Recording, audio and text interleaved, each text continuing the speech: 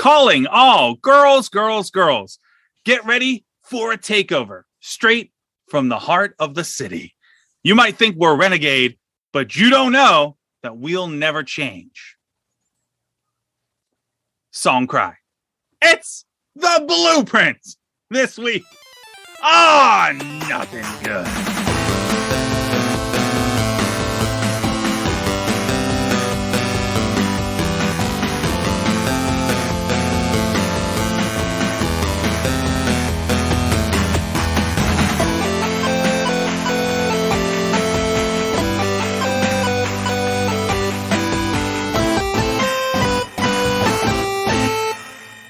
Once again, lovely intro. Clever as always. Mr. Brown, good evening. Jeff, Mac, good evening. Welcome, good evening, audience, gents, to another episode. How you guys doing? How you guys feeling? How you guys living? How you breathing? How's it going? Good to all of those. Very, very You're breathing well. Good, yes. Good. Very well. Good. Very good. Very good. Yes, I find I breathe. I think I've said this on the podcast, this exact joke before, but I find like I breathe automatically, and only when you ask me how I'm breathing does trouble arise.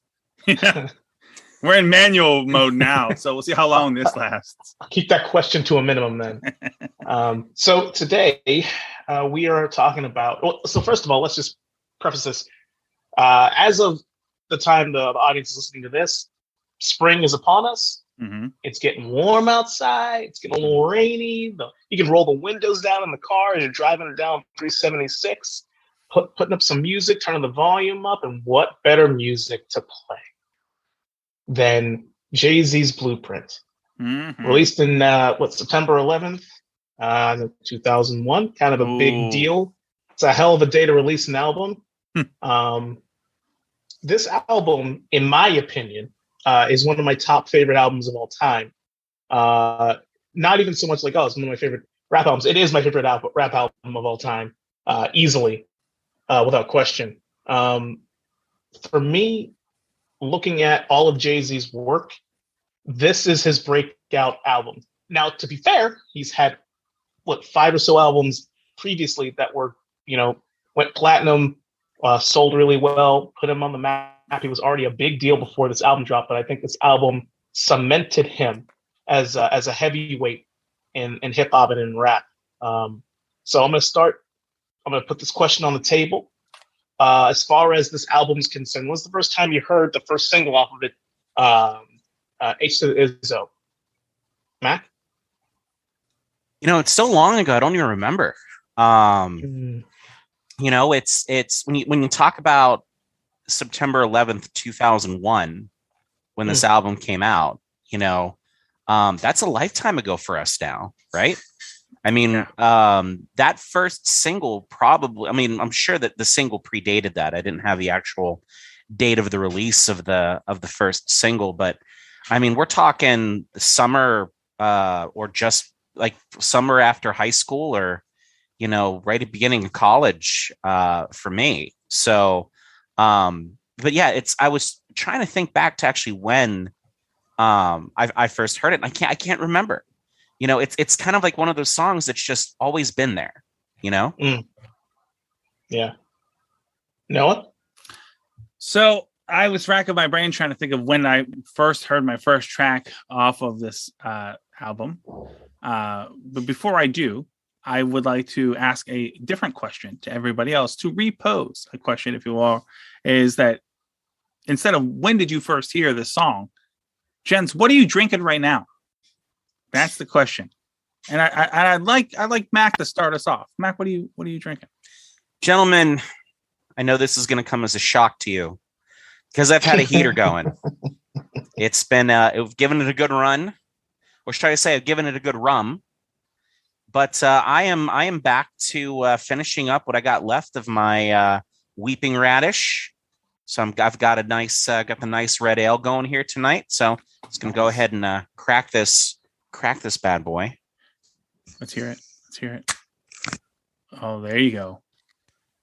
That was a very sad. It was. It started off so strong, and then it finished kind of limp, like a lot of things at our age. That actually sums up, I think, the same thing going on with me when I first heard Jay-Z's. Yeah. So I mean, probably a parallel there. All Dark right. times. Jafar, what are you drinking? Yeah, so since spring is in the air, I like pina coladas and getting caught in the rain. So tonight I'm drinking a Hole Punch pina colada, which is a milkshake IPA with pineapple and coconut. Very nice. It's quite tasty. It's very fruity, but quite tasty. I'm sure somewhere this is going to get back to Jay-Z when they're talking about the 4 guys from Pittsburgh that were reviewing the blueprint, and one of them has a pina colada IPA with a whole bunch of things that doesn't even sound like it goes into a beer. Yeah.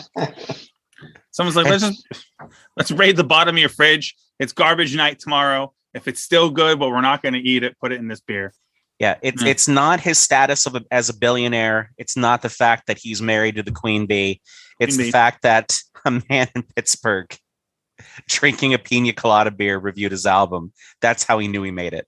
You got to start somewhere. I am going to go ahead and take over so that Doc can close us off. I am having a glass of wine, multiple glasses of wine tonight. I'm having a Starlight white blend from California. 2017 is the year, mostly because I bought it when it was cheap in 2017 and forgot about it in a box and then discovered it. I'm like, oh, I'm going to drink it. So here we are. It's pretty good. It's dry. It's drier than I like. I have to be admit, I like dry, bold flavors in my beer. I like straight up dark alcohols. With if you put anything in there, like a touch of splash or something, but nothing, don't sweeten it up.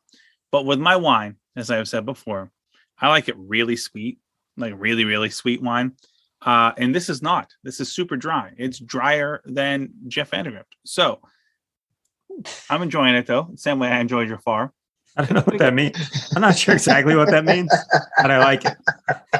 We'll figure it out. Doc, what are you having? So I'm just having the last can of Prototype 7 from all the way back in the Royal Rumble episode back in the archives. Yeah, so it's West Coast double IPA with a blend of American hops, and it's just as good as the first time I had it. This will be like the last bit of beer I have. I only really drink when I record, so I actually have to start buying beer again. I finally have run out of what I had left off with my little variety 6-pack. But it's good. I enjoyed it. It's just late enough that this will help me sleep well, which is always a bonus. Yeah. Good stuff. So your previous question. Yeah. When did I first hear Izzo? At some point, it was around when the album came out. I know the song came out in late midsummer, somewhere in that vicinity. And I wouldn't be shocked if I'd heard it before then. But in that time of the event that happened when this album came out. Now, let me just make the one and only slightly 9/11 joke that I'll make on this episode. And it's that for a brief period of time on that fateful Tuesday morning, this album coming out was the most famous thing to happen that day. So enjoy that, but not anymore. That week though, like it was a kind of a blur, and I watched a lot of like late night VH1 and MTV music videos because the sleep schedule was all messed up from things happening and like TV being dominated by it. And I saw the video at that time. I think it was that week or the week after. So it was definitely in September that I saw it. It was a banger, but I can't pinpoint the exact moment. But it was early. So 2001, let's say fall of 2001. Everyone shook their head at me, by the way, dear listener, when I set up the 9/11 joke, which wasn't really a 9/11 joke. Yeah, we shook our head. No. Yeah, it wasn't a deal where we're like, oh no, another 9/11 joke from Noah. It was like, no, don't do it. Wave them off. I don't think that was would that technically have counted as a 9/11 joke? No. There you go. You're fine then. No, I mean, you're seeing 9/11 jokes in like popular culture shows now. Yeah. Like we have crossed the 20-year threshold in which something dark is allowed to be funny after 20 years. Is that an official rule? Is that the unofficial rule? I mean, it is kind of a rule by thumb. I mean, you have to think about when something. There's only a few things that still aren't funny after more than 20 years. But it is a general rule. I mean, the other day I made a joke about the Lincoln assassination. About the last thing going through Lincoln's mind besides the bullet was probably how bad the play was. And my wife gave me this shocked face, and I said, "Fucking what? Too soon?" I mean, come on. There's got to be a grace period that's less than 150 years. Did your wife decide to like check the corners to see if Mary Todd was like within shouting distance? Or fun thing about Mary Todd in the Daniel Day-Lewis movie, she was played by Sally Field, who I fucking can't stand. So I say in that instance, and only that instance, I would fight Mary Todd. I'd fuck Mary Todd straight up. I never forgive Mary Todd for what she did to Robin Williams and Mrs. Doubtfire. But I digress. It's hard to forgive her for that, but I know where you're coming from. So mean. But you know what else isn't mean? Jafar, when did you first hear Izzo? Oh, all right. I'm not sure how we got to Mrs. Doubtfire and back, but here we are. We'll get back there. Noah's how we got there. Yeah. So if my research is correct, the video for Izzo came out in August of 2001. And I think I recall seeing it on TRL, which is when I first heard, this was the first track off of this album. I was pretty familiar with the 5 albums that came prior, although they weren't as commercially successful as this one per se. I think in the hip hop community, a lot of people knew that Jay-Z had the talent that he had, but they didn't feel like he really lived up to his potential. Although he was selling a shit ton of records at the time, he didn't really live up to his full potential until this record came out, and they're like, oh shit, that's what Jay-Z can do. Yeah, I full agree with that. And very specifically, August 21st of 2001 is when this was released as a single. And I, much like yourself, Jeff, I saw it on TRL, and I to this day, I remember that video because it was one of the, I feel confident it was one of the first videos I had ever seen where it felt like it was breaking like a fourth wall almost a little bit. It was all those like Outkast was in it. I remember Destiny's Child. Yeah, that's the one with the parade float, right? Yeah, it was just like, I remember sitting there going, "Wow, it was just really cool." I had never really seen a video like that before. And the song's a banger. We'll get to that song eventually, but before we go to the first track, I kind of want to talk about just really briefly the impact this album had. Just like maybe 2 or 3 points. One, up until this point, sampling wasn't as a big a deal in rap as it has become now, and Blueprint kind of helped bring that back in, kind of get sampling back into the limelight, and not surprisingly, Kanye West was a big contributor to this album. I mean, yeah. Which leads to the other point, the impact is this helped put him on the map in a big way. Yeah, a completely unheard of kid from Chicago, Kanye West. Yeah. Had he not been given the chance with Jay, who knows where he'd be? I'm sure his talent still would have gotten him into the limelight, but who knows? Some of my favorite songs actually are produced by Kanye West to the surprise of no one, because he's so fucking good at what he does. Insane he may be, but he's really good at what he does. Yeah, I was going to say nobody's really hearing about Kanye right now because he's been blocked on most social media platforms. Yeah, my man he's having a lot. He needs help. He has a lot of issues, and I don't like to make fun of people with mental health issues, and he has them. He neither help, but neither here nor there. Yeah, we all deal with our divorces differently. There's a lot going. I think I would love to cover Kanye specifically, and I'd love to do an episode about the College Dropout, because that is an incredible fucking album, like straight up. So that is Kanye with something to prove. Kanye, which was a completely different beast than here we are, and the time of recording this in early 2022, and Kanye is, I mean, when Kanye paints his entire body silver and wears like old Franciscan monk robes, and that was less ridiculous than the Kanye we got now today as we're recording this. He's been on a journey. So But no, absolutely to kind of second your point there, Doc. The sampling on this, I think, is the identity of this record, right? And the unique sound that the Blueprint achieves, that it stands apart from any other record before it, and a lot of other records after it, even though many have come and tried to be the Blueprint, is in huge part to that sampling of the Motown and like that Harlem blues vibe that was, they're like, let's take late 60s, mid 70s down to earth songs, let's sample them and let's reuse these hooks that were there. Is incredible. And it just creates such a unique vibe that to this day, you still hear a lot of rappers use that vibe. I mean, specifically, I'm not trying to call anyone else's spot, but I'm a huge fan of J. Cole. But I hear in so much of that J. Cole production, that snare heavy, kind of almost like a marching band beat with that sample in the background. You're like, oh, okay, yep. Somebody was but a young developing man when the Blueprint. You could almost say that the Blueprint was a blueprint for rap and hip hop in a lot of ways.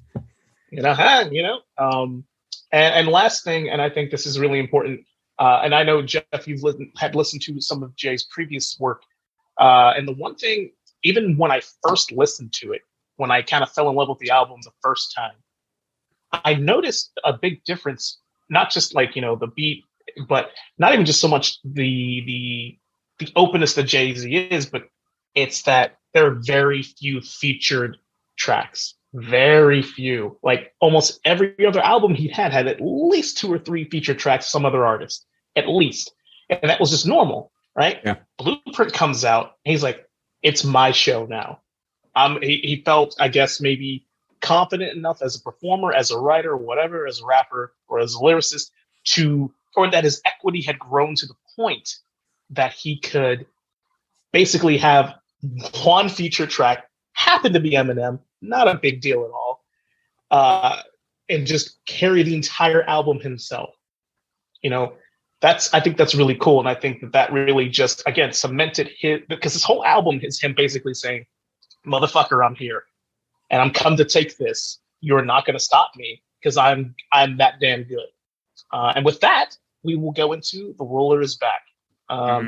This track is like most of the songs, there's a goddamn banger, right? It starts good. It's got a good vibe to it.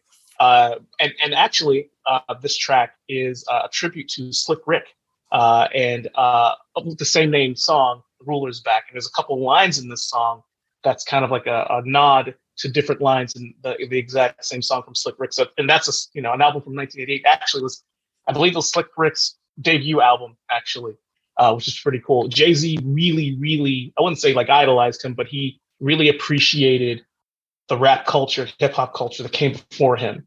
He comes across a lot of times as this really self-centered, arrogant person, but dude understands what came before him, and he would always pay homage to what came before him. So I thought that was really cool, and I didn't realize that. And I went back to listen to that song, and there's some interesting parallels, which is pretty cool. But we'll start with Jeff. What did you think of this song? Yeah, so I love this song. It's a great start to an album. And one of my favorite lyrics is right at the beginning of the song where he says, what you're about to witness is my thoughts, just my thoughts, man, right or wrong. And then he just goes right into it. And so hip hop was there at a sort of unique time at this point in the years, because a lot of rappers who were commercially successful were considered sellouts by the hip hop community. And so Jay-Z was catching a lot of shit from a lot of people because of the success of his first 5 albums. And, this song really sets the tone for the whole album. He's sort of embracing the sort of icon status that he's achieved. There was a lot of back and forth about, between Tupac and Biggie. And when Biggie passed, it's like, okay, who's going to take the torch for New York? Yeah. And Jay's like, I'll take it.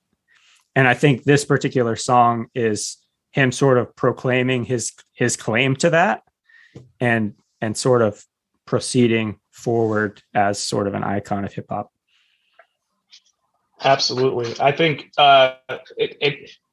the meat potatoes of this song is, like you said, it's the assertion of his destiny. It's the assertion of what his perceived destiny is. Manifest destiny. He speaks it so it's real. He's speaking it so it's happening. Mac, what'd you think? I have this joke that I always like to tell people about country music. I feel like a prototypical country music song always does two things. First off, at the beginning of the song, they always invite you on an adventure. They're always like, come on, let's go. They're always doing that kind of a thing. And then they always like to talk about their favorite pair of blue jeans and their best friend, which is a dog, in the back of their pickup truck. And Jeff, when you're talking about the beginning, I just kind of love where, he's thanking everybody for purchasing the CD. Just right off the top, and I do agree with you, Jeff, too, just how the song kind of kicks off and just talking about how he's, these are his thoughts. This is what I'm feeling. If you've ever felt the same way, or you're feeling the same way, come vibe with me. And I just really enjoyed just that little kickoff there on the song in the beginning. As I was going through this, and I've been listening to this album as in preparation for this over and over and over again, I'm trying to think to myself, like, when we're talking about the songs, which songs are strong, which ones are maybe not as strong or anything, like there's nothing fucking weak on this album at all. Right. Mm-hmm. So I feel like as I talk about the songs on the album, I'm going to be repeating myself quite a bit, but it's a fucking banger. It's I like how it kicks things off. I wouldn't say it's maybe necessarily in my top 3 or 4 on the album, but it's a solid track to kind of get started. Yeah, and one thing that's worth noting is, so at the time of recording of the album, Jay was involved with some legal troubles, and he wasn't sure how that was going to go, and he recorded the majority of this album in 2 days. He just went in the booth in the studio and just did it and just banged it out. So if you think about how the 13 plus 2 songs are as sort of a start and a finish, just in the back of your mind, think about someone who was able to accomplish all that in 48 hours or less. Yeah. And to add on top of that, which makes it even just a little bit more impressive, Sean Carter is known for not writing down his lyrics and just committing them to memory, which is pretty fucking impressive for anybody to do on any musical level, regardless of the genre, in my opinion. But to be able to do that and put out such quality content, quality music, quality lyrics in such a short amount of time is there's a reason why they call him Jehovah, right? I mean, he's a god of rap. I mean, he really is. But before I get to you, Mr. Brown, I want to throw out here. I don't know if you guys know this. I did not know this. I did a little research. In the last verse, there's the lines where he's talking about, you're going to need a wide lens because it's a very big shoe. You got a couple of beans. You don't have a clue. The situation is bleak. I'm going to keep it real because fucking with me, you're going to drop a mill because if you're going to cop something, you got to cop for real. All those lines are shout outs to people associated with him, Rockefeller Records. So, for example, when he says beans, couple of beans, he's talking about Beanie Siegel. When he says you don't have a clue, he's talking about DJ Clue. When he mentions your situation is bleak, he's talking about Memphis Bleak, which is his protege. If I recall correctly, maybe it was Beanie Siegel. I honestly can't remember anymore. When he talks about dropping a mill, he's talking about a mill. And when he says you got a cop for real, he's talking about Pharrell Williams, which is pretty cool. Little things that no one would really know. But you dig his lyrics, you dig them, and then you inspect them, you analyze them. He says a lot, like a lot, which is, I went and printed out the lyrics to all of the songs. I really wanted to really read, because, you listen to any song, you've been listening to the same song for 20 years, and you realize when you look at the lyrics, you totally had an entire verse wrong. Yep. Because it's just what you thought you wanted to hear. But anyhow, I digress. Mr. Brown, what did you think? Well, just kind of add on to what all three of you had said so far.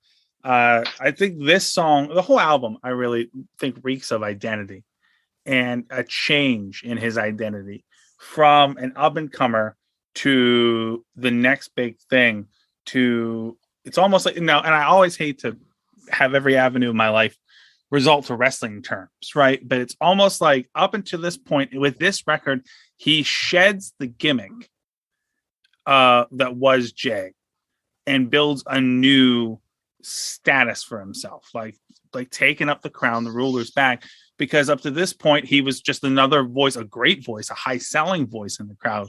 But now with this record and this chance it's his ability to stand above the rest, which is awesome because he does.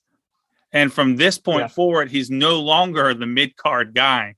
He's a through and through main eventer. He is, from this record on until to this day, he is New York hip hop, is what he is. And in a world without Dr. Dre, he's the most financially successful rapper ever for a multitude of reasons, not the least of which that he's really fucking good. And he knows how to say a lot and have it seem so fucking casual while he's laying some unbelievable shit. I mean, he drops in the middle. First of all, I love the idea, like as Max said, the first thing he does, out of character from anything he's done, he's like, hey, thanks for buying the record. And he's like, I'm just going to say some shit. Vibe with me if you feel it. And then he goes in to lay some shit down. He talks about Malcolm X and Rosa Parks and Martin Luther King in his first song and just kind of setting up the what was and what is now and what he hopes to be and take where he hopes to take hip hop. And it's so I can kind of in a way, I don't give any credence to this actually, but I kind of in a way entertain people's thoughts of Jay-Z being a member of the Illuminati because he fucking calls his shot and he nails it every goddamn time. Right. It's like, like the idea that you are basically stating throughout the course of this record, and you start with this song, that hip hop is going to be so much more and so much bigger from a cultural and financial standpoint that you could ever possibly imagine when this record comes out. So here we are now, 20 years later, he owns not just an NBA team, but a goddamn stadium, right? Like he's royalty. He's American royalty. Here we are now as we record this podcast, and it all starts. And this is part of that journey. So I know that he still plays into the gimmick of arrogance for arrogance sake, which is still, it always has been a hip hop feature, right? And I think that's why back to pro wrestling, why the NWO was so successful with their hip hop route, because you're basically being a bad guy that is so goddamn cool that you can't not love everything that they do. Right? Someone who's so arrogant, calls their shots and nails it, looks badass, kicks ass, takes whatever they want, which is what a heel does. But and to play the heel, but to also in that exact to open the record by being a babyface and then cut some heel. It's just fucking incredible. I love it. I love the vibe. In a world where a couple of other songs aren't on this record, this would be in my top 5. But I think it just the record. This is a strong track, and the record gets stronger. Like way stronger, right? So you can't. It's hard for me to say, that this is a top 5, but there's no bad song on this album. So no, they're just songs that you don't like as much. Honestly, and honestly, guys, it reminds me a lot of Hot Fuss. There's just not a bad song on the album. Yeah. Hot Fuss is just like that. I feel like this episode for dear listener, dear midnight listener, dear Peru. Jones is not going to contemplate taking his life as we go through this podcast. It's not going to get as dark with Jones in that case. I mean, Jeff, you mentioned too how he's, there. I think at that time he had two things pending.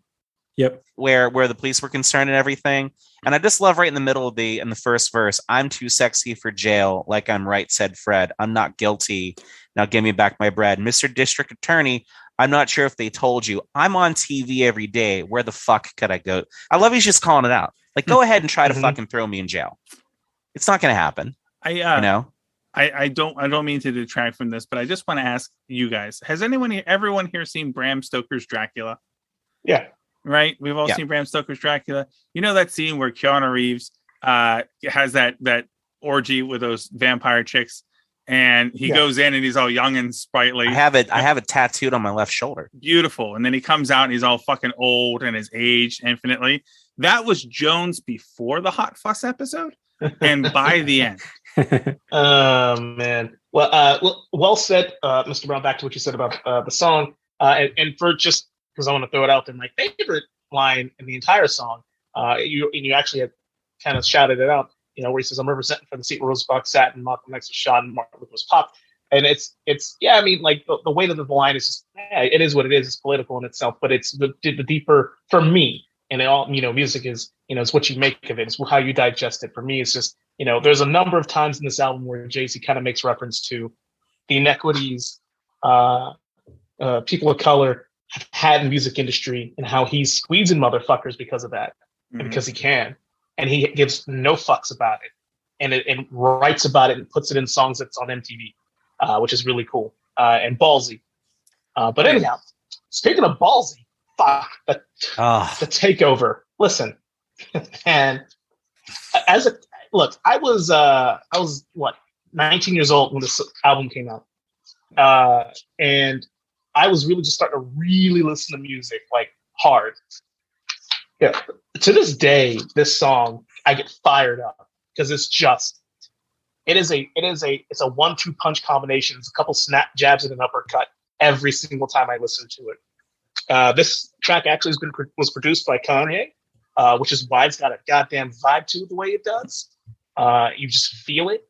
It is the entire track, the entire song rather, is a massive diss track to Mobb Deep, to specifically Prodigy, and to Nas. And I'll just get my thoughts real quick. I'm gonna let you guys kind of take the stage on this, but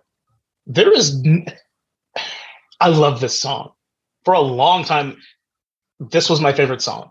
And it's not because I fed into like the battle, as they, kids used to call it back in the day between Jay-Z and Nas. It had nothing to do. I could care less about that. It was the aggression. It was like the aggression mixed with the confidence, mixed with like just like I don't think it was he said like he says things so effortlessly and casually, but it would be so like a bitch slap to the face. Oh yeah, the whole way through. And almost to the point where it makes you New York swagger to the point where you're just like, did he just fucking insult me? Yeah, you're not even really sure that he went there. Yeah, because it was so casual. Yeah. Yeah. So I thought that the entire song is fantastic. And we'll just go ahead and start with you, Mr. Brown. What did you think of the takeover? I mean, takeover's fucking incredible. This is one of the songs that reminds me of something I've always said, is that if musicians were Star Wars characters, I would be hard pressed to find a better Han Solo than Jay-Z, because it is so effortless with how much he doesn't give a fuck while simultaneously being that good at what he does. My absolute favorite lyric on the entire record is in this fucking song. And it's like bringing a knife to a gunfight, pen to a test, your chest in a line of fire with your thin ass vest. It's like, yeah. Your arms are just too short to box with God, motherfucker. And you are in the wrong. And it's so funny because if it was like, it's like the 50 Cent Ja Rule thing. Like there's a clear difference in weight class there for talent. When that whole shit happened, you're like, I was like 52. We would take it easy on Ja Rule. He might have, like kind of like I feel like he, might have been breastfed a little too long. Like take it easy on him. But Nas isn't a fucking lightweight by any stretch of the imagination. Right? And this is like it's like a kaiju fight. These two going at it. So it's the vibe of this is as visceral as Jay wants it to be without being Eminem levels of visceral, which is its own level of anger. But for as casual as Jay is, it's like he chokes up on the bat just an extra couple of inches for the swing he takes on this song. I think it's a killer vibe. Definitely top 5 in the record on here. Actually, as far as my ranking, it's number 3 on the whole album for me. That's well played, man. And before I get to you, Mac, the beat is sampled by 5 to 1 by The Doors, which I think is pretty cool. And KRS-One's Sound of the Police. But what they were doing, what Kanye was doing, just digging deep in backlogs. Like, fucking The Doors. Are you serious, man? Like, it takes such, like, I can imagine people sitting around with, records, just listening to music, trying to find something. And then you hear this, this drum loop or this bass line of something. You go, this could work. And then you get this, I do also want to mention, real quick, my favorite line. I'm just gonna get it out of the way because it's a little fucking long. It's the last verse, and it's the line that like sold me on the song. And it's just when he's talking about like, don't bark at that tree will fall on you. He's laying his dick out basically here. He's like, I don't know why your advisors didn't forewarn you. Lee, he's not Jay. He is not the play. I don't slack a minute. Like, he's basically, I loved it. Again, when you're a kid, when you're young and you're trying to find your voice, you want to speak with your whole chest, songs like this give you that confidence. And I do kind of want to point out, it's kind of interesting that, back in 2001, he's shouting out, Owen Sparks and Chris and Eve. Where the fuck are they now? I have no idea. I remember Chris and Eve. I remember the Young Guns. Does anybody else? Probably not. I think Jeff probably remembers them. Yeah. But anyhow, what did you think, Mac? As Noah said, this is probably top 3 for me on this album. Kids, kind of come on, sit close here to the guys here at Nothing Good, where we remind you how music used to be presented in albums. Where you actually had, back in the day, it was a record. Now you can get records again.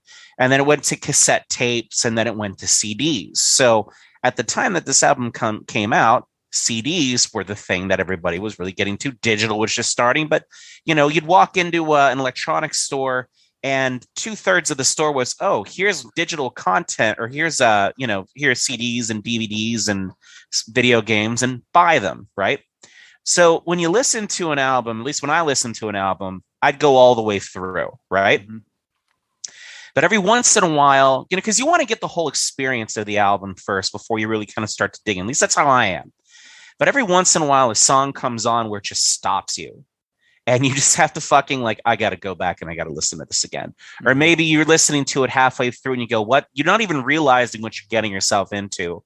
And then you got to stop and go back and just kind of reset your mind because there's so much going on.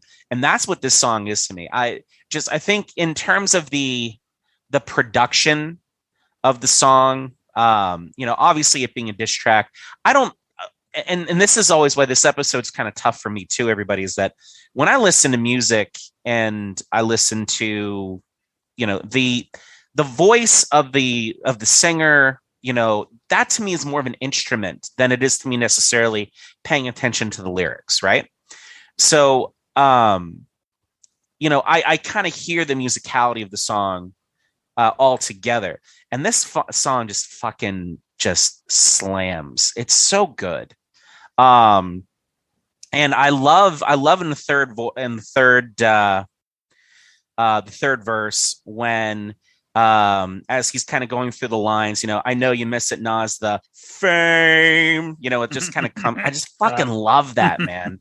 Like it's just so good, and it just fits so well.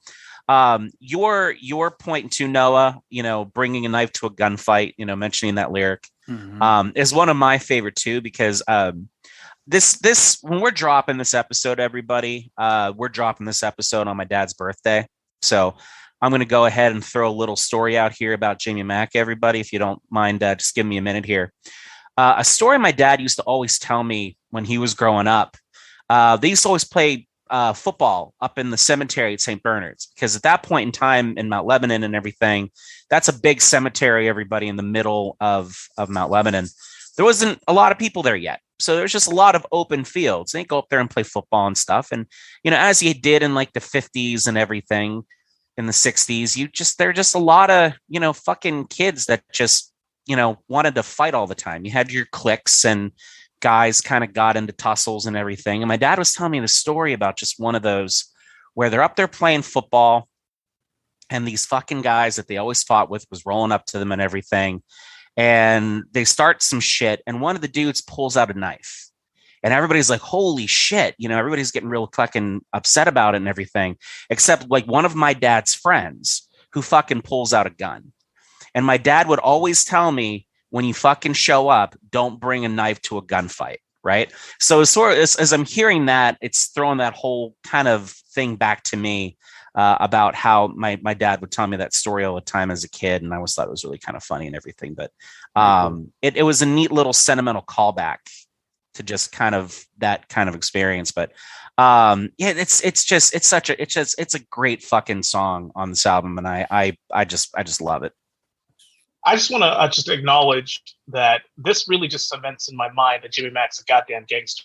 So, listen, straight up, guys, I'm very fortunate that my dad and I had a lot of time to spend together near the end of his life, and my dad told me a whole lot of fucking stories. One day we'll ever have like there's just a Jimmy Mac episode or something where we just talk about the shit my dad would go through. There's probably a whole episode we could just do on like the stories he told me about being in fucking Nazi Germany after World War II as an American soldier. Right. There's a whole fucking thing just there. But yeah, Jimmy Mac definitely traveled in circles that very few ever get to achieve. That's awesome. Mr. Vandergriff? Yeah, it's good stuff. I fucking love this song. And I think it in order to fully appreciate the song, you got to understand where it came from. So one is Kanye, who's relatively unknown at this point, comes in with these samples. And like Jones, you mentioned earlier, sampling had sort of gone away in hip hop, mainly because it was so expensive to do it. And Jay's like, I got the money. That's what we're going to do. And it gave the whole album sort of this throwback feel, even though it felt new. And this song in particular, you mentioned KRS-One, Sound of the Police, which is one of my favorite hip hop songs ever. So I love the feel of that in general, but this is a fucking angry song from Jay-Z. And, it is a diss track, and specifically with Nas, there was years worth of beef prior to this song, but the song actually started, Jay-Z did a freestyle at Hot 97 Summer Jam before the album came out. And part of his freestyle was the majority of the third verse, which is the shit he was talking on Nas. So he's like, everyone's like, damn, that fucking freestyle was a banger. And he's like, we should probably make that into a track. And so it started with the first verse, which is fuck everyone who's talking shit on me, to the second verse, which is fuck Prodigy and Mobb Deep. And then the third verse, which is fuck Nas, and then finish with fuck everybody who doesn't feel the same way that I feel, which I just love because it's so angry and it's so aggressive, but it like at the same time, you're like, I can fucking jam to this, no doubt. But one of my favorite lyrics from this song is, "We kill you motherfucking ants with a sledgehammer."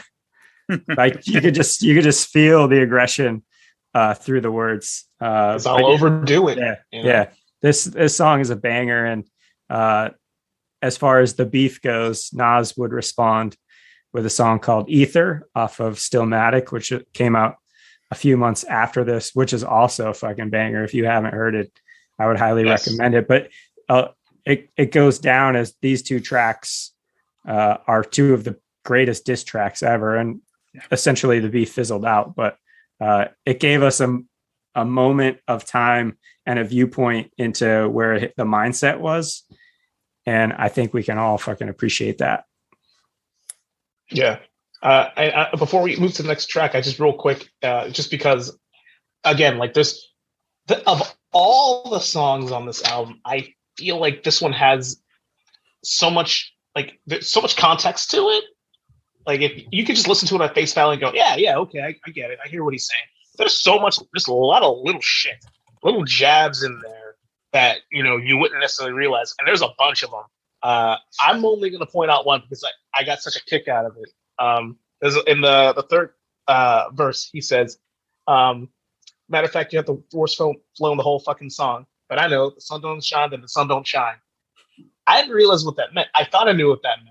That did not mean anything what I thought it meant. What actually, so when he talks about how your bodyguard's Uchiwali verse was better than yours, it's about this dude Horse who had a verse on Uchiwali Wali. Everybody heard that song at least once if you were born in the 80s and grew up throughout the 90s and the early 2000s.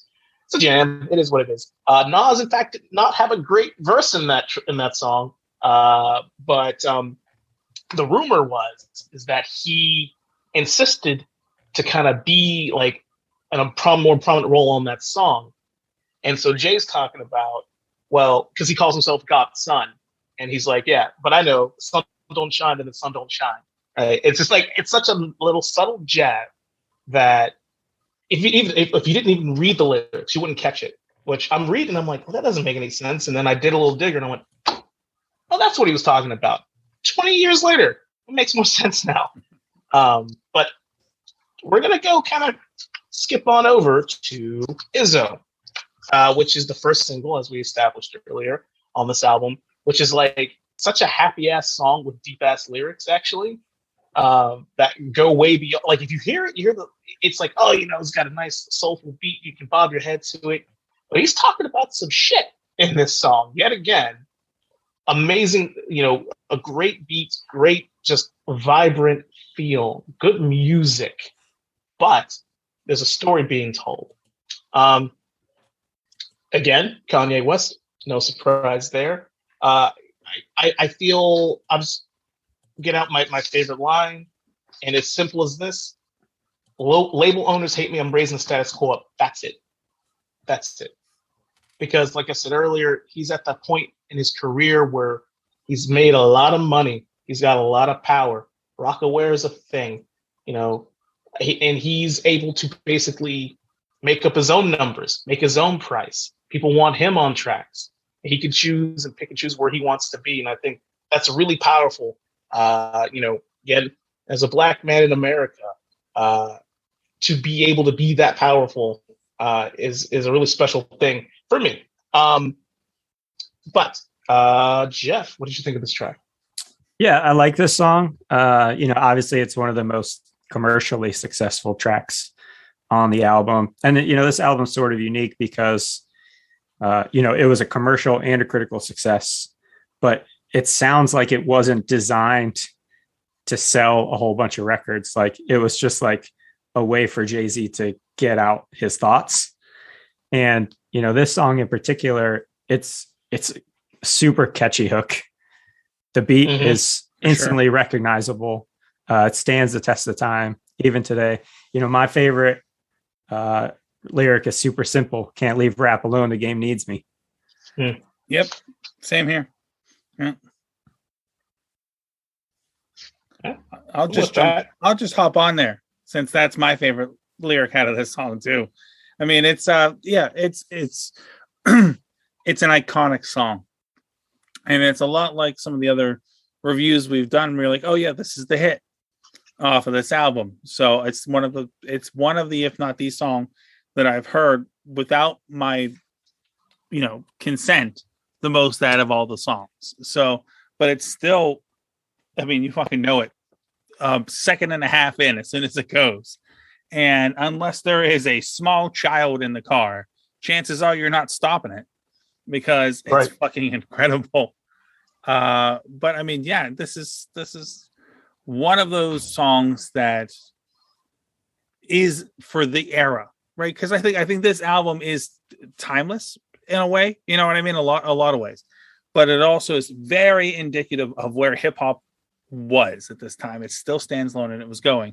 And if you said name the most 2001 song you could think of, I would be really hard pressed to say anything other than Izzo, right? Or at least that'd be on my, if you're like, no, I'll make a 2001 playlist. This thing's on there. Easy, right? It's one of the first songs I put on it. That's because of the vibe of it at this time and where we all were developing. So I don't know much more other than it stands alone as, if it's not the most commercially recognizable song off of this record, it for everybody, it is for most people, right? Yeah, and there's no way it's not. I feel, it was actually this is the first time. I think this is the first single that he ever had like that hit like I think top 10 showing on like the Billboard's top 100. That's a big fucking deal. So it's very commercial, and it's so good that they remixed it with Linkin Park. Like, it's a good song, it's got a good vibe to it. And again, like, the stuff that he's actually talking about does not match the music, does not match the Yeah. in a lot of ways. He's talking about selling drugs. He's talking about dealing with the cops. He's talking about, issues growing up, in the projects. He's talking about a lot of heavy stuff. He's talking about his life, but you can't tell. Like, you can tell, but you can't tell because of just the vibe and the rhythm. It's special. It's a special song. It's overplayed, but I don't mind that it's overplayed because it's just a really special song. Mac, what'd you think? This. So as we're talking about this, and I'm thinking more, and I'm listening to you guys, I keep thinking back to 2001, right? Summer 2001, August, September, October, when this song was being played, and man, this song hit the suburbs hard, guys. This song hit suburbia, and fucking suburbia just went for it. This reminds me of working, at the rec center and hearing it being blasted up at the swimming pool, or on a Friday night when I was working at the ice rink, and I'd be skating around for public session, and this would come on the radio, and all the little teeny boppers and everybody would just fucking go nuts for it, right? This is probably the most recognizable song off the album, and it's an interesting song too, because it's everything you're talking about, Jones, too. In the second verse, everything about it is how he is basically calling out the recording industry about all the disservices that are happening to musicians at this point, and I like that stuff kind of everything he's kind of talking about, because it really calls out his savviness as a business person, which is one of the things about Jay-Z I respect so much, is how he was never short-sighted on anything he was doing. There was always a bigger picture, and then a bigger picture, and then a bigger picture to move beyond just being a musician for the record labels and being an independently wealthy person who could, ultimately affect change, not just through his music, but, in other areas as well. So, it's a great song. I like when he's like, pay us like you owe us for all the years that you owed us. It's just it's a good song. Again, it's really hard when you talk about the album to be like, oh well, this is a good song, just like this is a good song, and there's going to be a little bit of a broken record aspect to this, everybody.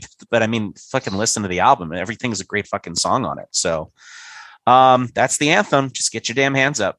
Mm-hmm. That's right. So next week we're going to talk about Girls, Girls, Girls, which it's such a comedic song, but I love that there's a comedy song involved here. There's like some levity. There's some like, let's not talk about anything but the ladies out there. This is the second single on the album. I remember that music video, and I remember just going, "This is fantastic. This is so good."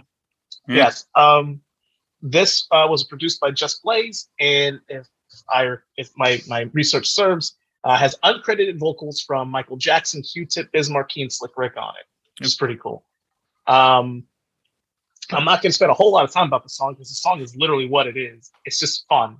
I think every young person, you're interested in the ladies, whether you're a man or a woman, you felt this song. And my favorite line, the entire thing, is a hypochondriac who says, "Ouch," before I whip it out. Fucking love that.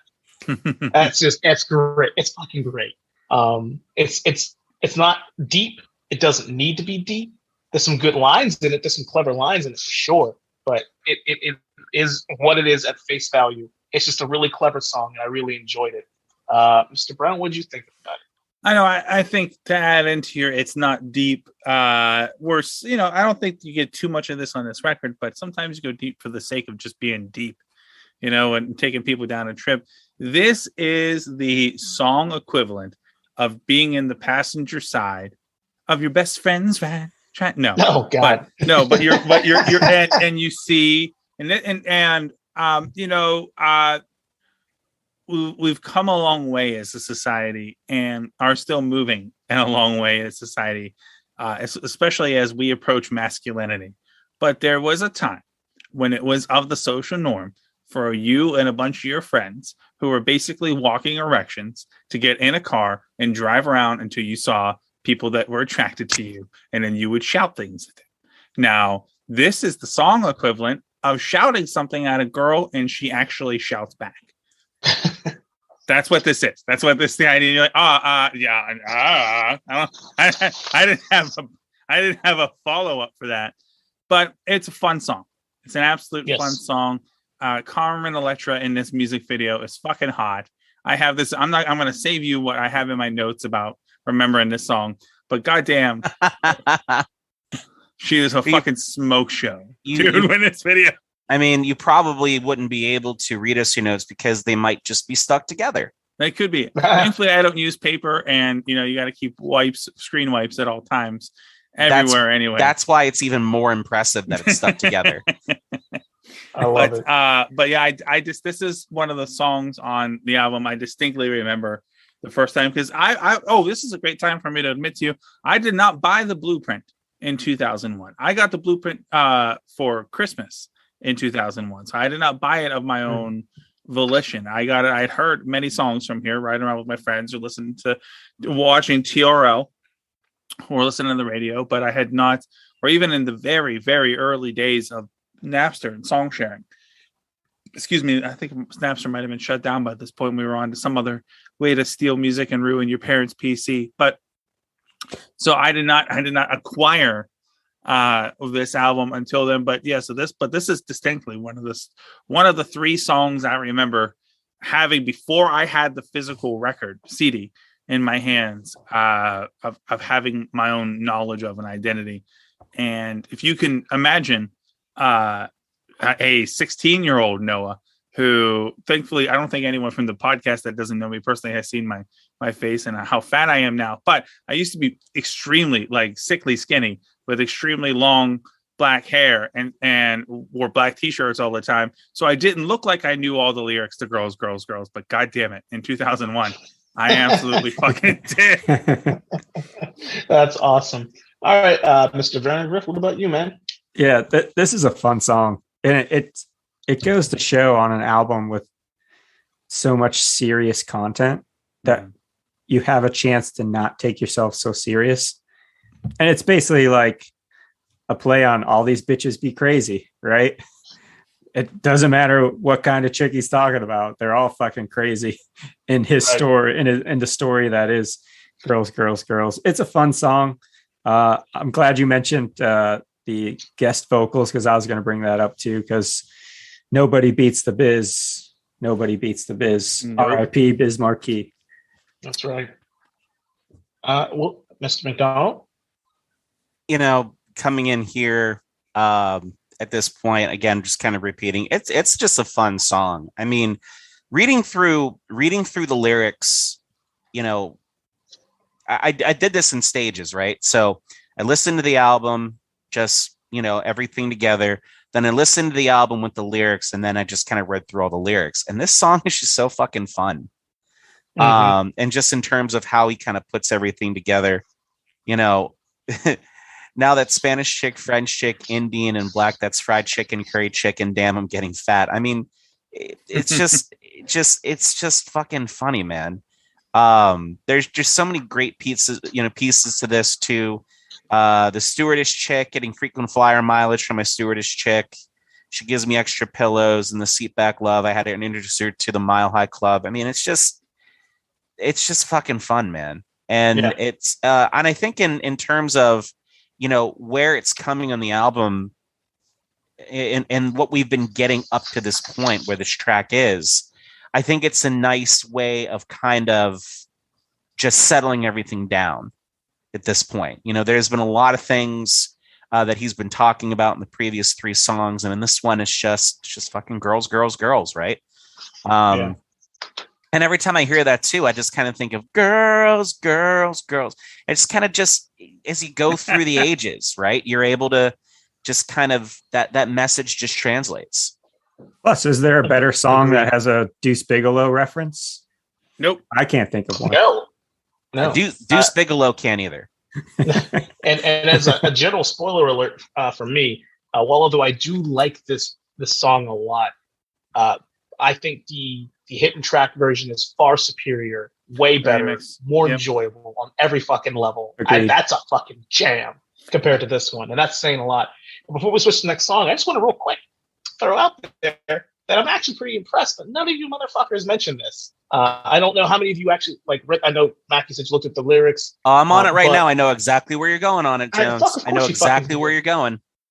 I got a chick from Peru that snips Peru, and as we all know, Peru is another word for cocaine.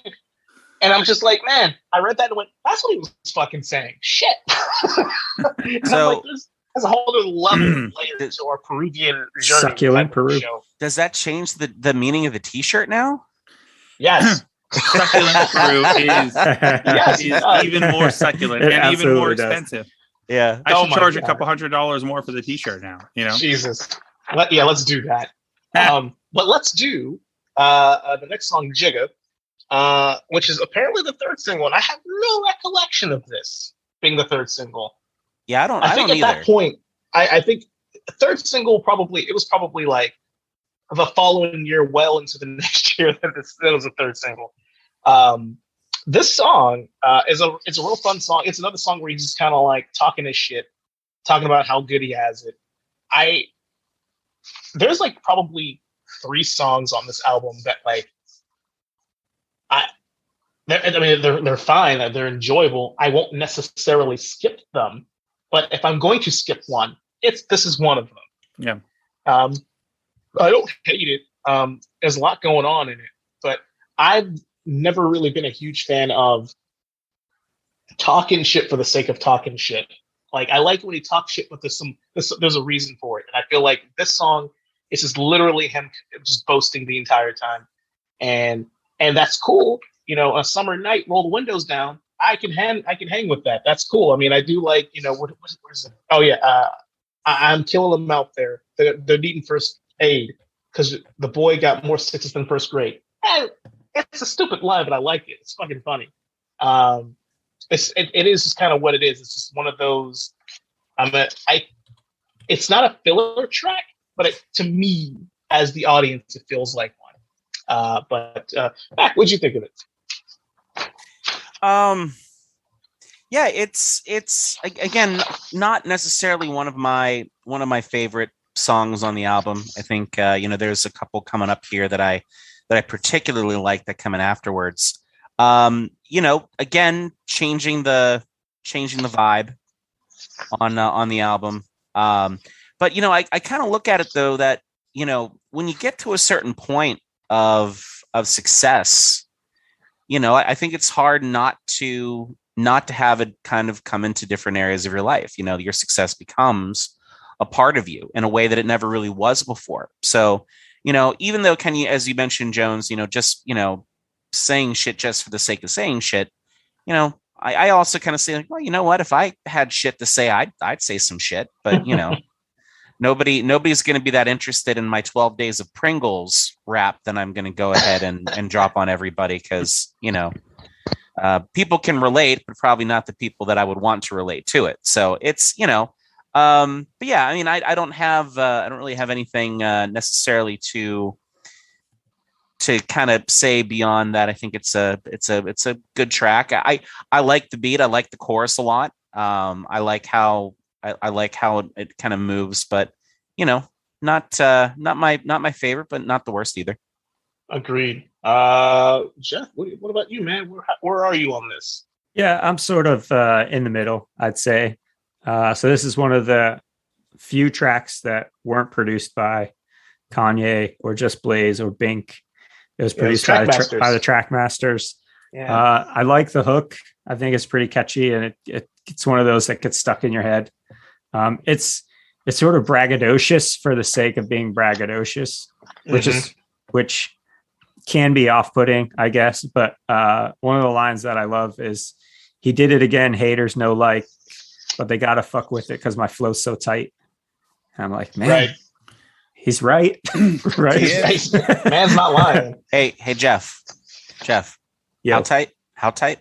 Real tight. Oh man. Mm-hmm. But Mr. yeah, Brown, how about you? I think Sorry. overall, it's a solid track. It's not in my top 5, but it's not in the bottom either. No. Right in the middle. It's hard to find one that's going to be at the bottom. Yeah. Yeah. There isn't a Mr. bottom. Brown. There's just maybe a middle.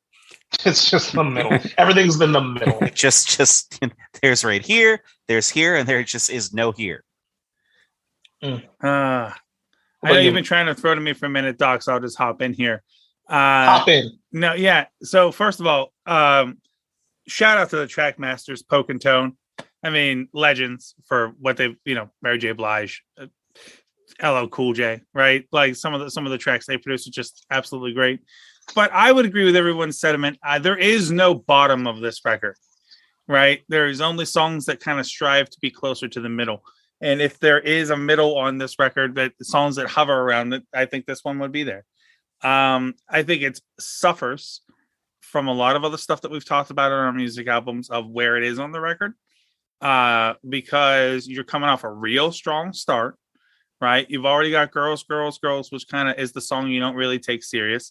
And then the next 3 songs after this are my favorite 3-song stretch on the entire goddamn record. It hits such a stride after this song that it's just kind of like it's really hard to lift this one up the way you lift the next couple up. But to me, it's the song equivalent of sitting on your throne after you've taken and you're just sitting there leaning back on the throne talking shit. Right? There really isn't a purpose other than just you can say it because you're the king. So you say it and no one's going to argue with you. But there really isn't a lot to say that he doesn't already say on the record. It's just Jay. So he says, even if he's, I don't have to use the word, hyperbole, but if he's regurgitating hyperbole, he's allowed to because it's Jay, So yeah, if there is a low point on the record, if there was, this song would exist in that little tiny little sliver, but it's only because of what comes next that it doesn't. It's ultimately inconsequential. I too have forgotten that it was a single. Mm-hmm. Yeah, I think you kind of in your explanation, I think you kind of mentioned a good point here. Is that I agree with you. I think the next 3 songs are so fucking good. Maybe this is exactly the right place for this song. Yeah, because you have that strong start, and then you kind of need to have just that, in a weird way of singing interlude, but you just kind of have to have. There's just got to be a point. Something you're not going to tack that on at the end, and it's not going to really interrupt like the first 4 tracks or anything. So maybe it is just kind of the right place to kind of have that. And as you were saying too, like what do you do after you take the throne? As you were saying that, I'm thinking, I never really thought about like what happened after Luke and Han got their fucking medals at the end of New Hope. Like they're all just standing there and it goes to credits. Like how long did they stand there? When did they decide to leave? Was there an after party? Did they serve hors d'oeuvres? The after party was crazy. Was fucking Chewie even invited? Because they just completely ignore his contribution to the whole thing and don't give him a fucking medal at all. What were the droids like? It's kind of funny that you said that, and I kind of thought through, and it's like, nobody ever sits there and thinks in any type of entertainment or pop culture, like once like the fucking grand finale happens and you're sitting on the throne, what do you do next? What's next? Or do we all line up to do body shots of blue milk off of Porkins' body, or what do we do? Do we just which is a really deep New Hope reference? Wow. I'll tell you what. Somebody somewhere got it. Yeah, for sure. So to move away from that, yes. Let's move to that. Now this, okay. So my journey and experience with this album, I have had multiple. This is my favorite. No, and it changed over the years, which is so rare that I constantly change. Oh, this is definitely my favorite track. This is for sure. The original, my favorite song was this one. You Don't Know. Like on a thematic level, I don't know if you guys noticed this, but this is the song kind of where it is like a shift in tone from braggadocious, talking your shit. This is what I've got. And there's still that obviously sprinkled in, but it shifts to fucking problems, relationship issues, familial problems, emotional problems, thoughts in your head, problems with other fucking people. The entire, and I love that that's a shift. It's like a story. It's like a whole new chapter is opened up, and just his thoughts, right? So, You Don't Know, it was my favorite song initially. Like first listen to it, I was like, oh, this is fucking amazing. This is fucking amazing. Inject this into my veins. This is so good. This is a Just Blaze track. I don't think there's really anything wrong with this song. My favorite line, as a bunch of favorite lines, but my favorite, probably my absolute favorite, because it's so simple but it's so clever, is, I sell ice in the winter, I sell fire in hell, I'm a hustler baby, I sell water to a well. Or does he really mean whale? Because it can go either way. I think the song is amazing. The beat is fucking great. You feel it. It's soulful. You bob your head. You fucking want to move when you hear this shit. And he is talking so much shit. He's saying so much about himself, what he's able to do anywhere. Put me anywhere God's going to choke on my worth, motherfucker. I love that. It's just, again, it's aggressive. And we will start with the aggressive Jeff Vandergrift. What do you think of this jam? I'm not that aggressive. I do really like this song. I've had drinks with you. You're aggressive. Jeff, what? You don't fucking realize what happens when you've had one beer too many.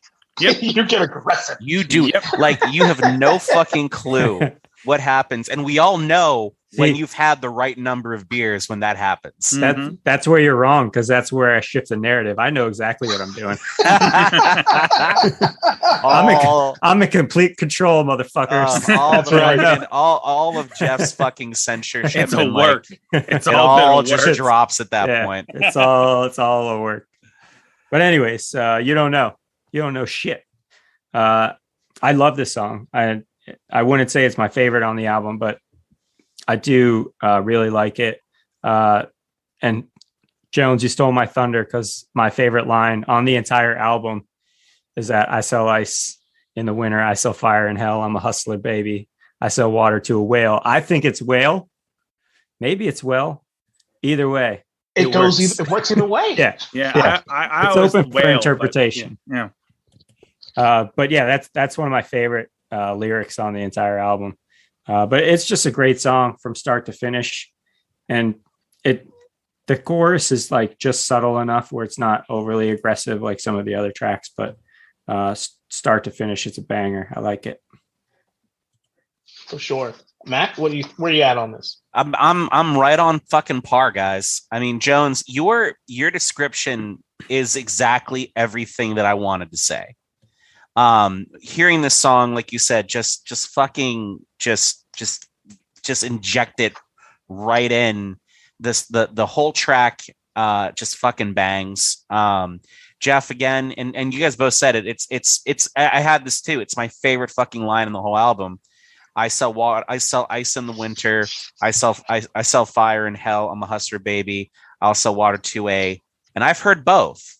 And I originally thought it was well. And then, I hear whale on it also. I was born to dictate, never follow orders, dick face. Like, fuck you. Yes, please. Absolutely. I don't have a lot more to say that you guys haven't already said. I think this is one of my top two in the album, honestly. And like I said, my favorite line in it too. I just like everything about the song. I like I like the beat. I like the vibe. I like all of it. Yeah, absolutely. Mr. Brown, where are you at? This is so. It's interesting, Doc, that we have like a reverse sentiment about this song, because when the album came out, one of the later tracks was because it was one of the first songs that I'd heard from the record. Was my absolute favorite. It was my absolute favorite until I was on Christmas break and I was listening in my room and this song came on and it became a toss-up. And then years went by and I didn't really put this song back on. And when we started listening back to this album for this episode, this is the song I did and have listened to the most. This song is so fucking incredible. And it starts such a streak on this record with this, that it is fucking incredible. And yet the goddamn lyric. about selling ice in the winter and I sell fire in hell. I always thought it was whale. I would be fine with it being well. I don't. I mean, from a rhyming standpoint, well makes more sense, I guess, if we're gonna argue the semantics, which is literally what that would be arguing semantics there. But dear God, this song is, oh my God, it's so good.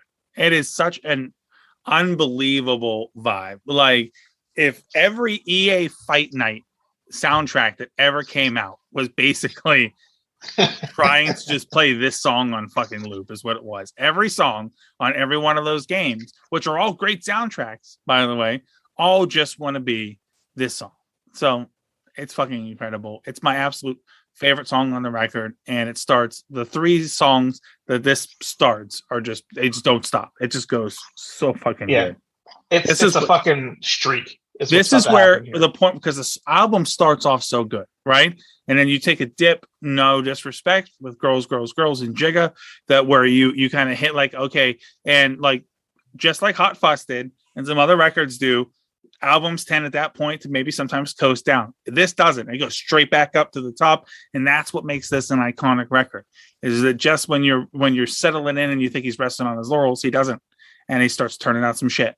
So fucking top marks. Love the song. Yeah, this fucking song is fantastic, and it's funny how time changes you and songs that you're like, oh, this is my favorite song, and then you just get older, you have more life experiences, your perspective on things change, and you're just like, yeah, I mean, this is still top fucking 3 or 4, whatever, but you know, something else is just so much better for totally different reasons. And I love how the song, what he's talking about, right? He's talking, you know, the first verse just talking about like the streets and the violence, you know, the stuff that he had to go through and how he overcame this and how people said, you can't fucking do this. He's like, sure, I will.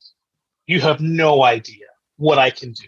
I just think it's, again, this album should not be called fucking Blueprint. It should just be called Talk Yo Shit. That's what it should be called, honestly. There's a great story behind the song too. The beat came from a competition that Kanye and Just were having. They were having like a beat session where they'd record in a small room and doing beats, and like Just would peep his head in and hear what Jay and Kanye were doing and then go back mad. And they would just like fucking do that every day and just keep going back and forth. And then like when he said it was like a heavyweight slugfest for like 3 days. They were just doing that to each other until this came, and they're like, oh fuck. And then that was it, Yeah. And it's interesting too, because, Jay even said too, in an interview later on, that because this was done in such a short period of time, they knew they had to get it out right away, and they didn't rush through, you don't know, but they wanted to do more with it. They realized that there's still more to the song they could have done, and almost and I think they did a remix of it, I believe later on. But it'd be kind of interesting if this album wasn't made in 2 days, what could have happened with this track overall, Yeah, I'm in agreement. It's funny, like not knowing initially the history behind the song or the story behind the song, and then you read about it and how like what knowing that they went and remixed it, it's like I can hear where the song's it doesn't feel empty. It feels like there's more potential to it. It feels like there's more to it. There's more meat on that bone, basically. So I'm glad they did that. So this next song, produced by the one and only Timbaland, Ola Ovito. What can you even say about this shit? Like, this fucking song is no goddamn joke. Nope. It is absolutely it's a blast. Everything about the song just goes. Yet again, Jay-Z's he's in his peak, he's in his prime, talking his shit, talking about himself, but he's throwing out there like, people maybe hating on him, issues that he's having with people, but he doesn't matter because you're all my motherfuckers anyhow. Friend or foe, doesn't really matter. I'm gonna keep doing my thing. Favorite line in this entire thing, hands down. Actually, one of my favorite lines in the entire album. temper short, don't take much to squeeze you out. Yeah, you shine, but the only thing you're leaving out, you're a candle in the sun. That shit don't even out. This motherfucker just referred to himself as a celestial body. And that takes some shit. That takes some nerve, man. It's just a fun song. And it is funny, not knowing that it's Timbaland, you can hear that it is him. Yep. It's 100% him. And I love that it is. Because not every track has to have that soulful feeling to it. And that's important. I mean, from the intro. Mm-hmm. Like it's there, and it's like, oh God, I don't know why, but hearing this back as soon as the song started, I just pictured Timbaland standing there in the back of behind the glass doing his little shuffle, his little Timbaland shuffle that he does, and every goddamn time you ever see him with his hands not moving more than 3 inches apart from each other. Excellent shit. Yes. Well, keep on going, Mr. Brown. You might as well. Oh, well, I'm sorry. Well, since I drop kicked you on your segment, yeah, no, please. I mean, this is to me, this is like the 3-headed hydra of the record. These 3 songs in a row, and this is the middle one, and it is a complete song, is what it is, and it's because this is like Timbaland's one full chance to wrap up in this iconic album. He doesn't waste a shot. Excuse me. It's got a whole vibe to it. I don't know why this song makes me think of Grand Theft Auto more than any other song in this record, but this is like, I can dig that. Yeah, like you're just driving around doing all the long driving you're doing when you're playing GTA, and this song pops on one of the radio stations, and you turn your TV up a little bit louder, and you're just kind of feeling, I love the vibe. Like this is so good. This is so good. Yeah, I love There's like so many subtle jerking off references in this song too, which I fucking love. There are a few. Yeah, there are. It's like coming out of the bathroom like he had a lyrical stop. It. Yeah. Yeah. Mr. Vandergrift, where are you at on this? Yeah, I love this song. It's a banger. It's a Timbaland track through and through. Mm-hmm. And he was the hottest producer at that time. So it was a big deal, to get him on a track, but also like give the other guys their spot to shine, which is why he only did 1 track. But this song's a banger through and through. One of my favorite lines, and I'm going to censor myself because of the content. I'm the compadre, the Sinatra of my day, old blue eyes, my Jigger. I did it my way. It's so good. Y'all not rolling with hope and hit the highway. Fucking love it. So good. Fucking good. It actually, and it's funny, like my favorite line is the line that I said, but in reality, if I could say my favorite line is the entire last verse is my favorite fucking line. Honest to God. That's fair. Nah, motherfuckers. I love it. It just fucking goes. But anyhow, Mac, how you feeling? I mean, again, the back half of this album is just so strong, and we're in the middle of this group of tracks that are just awesome. I didn't go as deep into this one as you guys did in terms of Timbaland, producing it. As you guys are talking about it, and I'm thinking back to the song, and it absolutely makes sense. So yeah, it's a great track. Again, I really enjoy it. I don't have a lot really more to say beyond that. I didn't have a whole lot of notes on this just because I don't know, I just didn't really have a whole lot of notes for this. I just really enjoyed it. So yeah, for sure. Yeah. But no, I agree with everything you guys said here. I like when, he's talked, obviously a lot of the references for his genitalia and everything. Funny. Yes, there is that. And before we switch to the next song, I love, and it's kind of, a shout out back to what you said a while back, Jeff, about how when Big passed away, the question was, well, who's going to take over in New York hip hop? I mean, then that line towards the end, that third verse, he says, if you haven't heard of Michael, Magic, and Bird all rolled in one, because none got more flows than Young. plus got more flows to come. And if I ain't better than Big, I'm the closest one. Fucking, he acknowledged at the time. The acknowledgement is a big deal. Yeah. It is a big fucking deal, you know, to approach the throne like that and then be like the idol of New York hip hop is a big deal.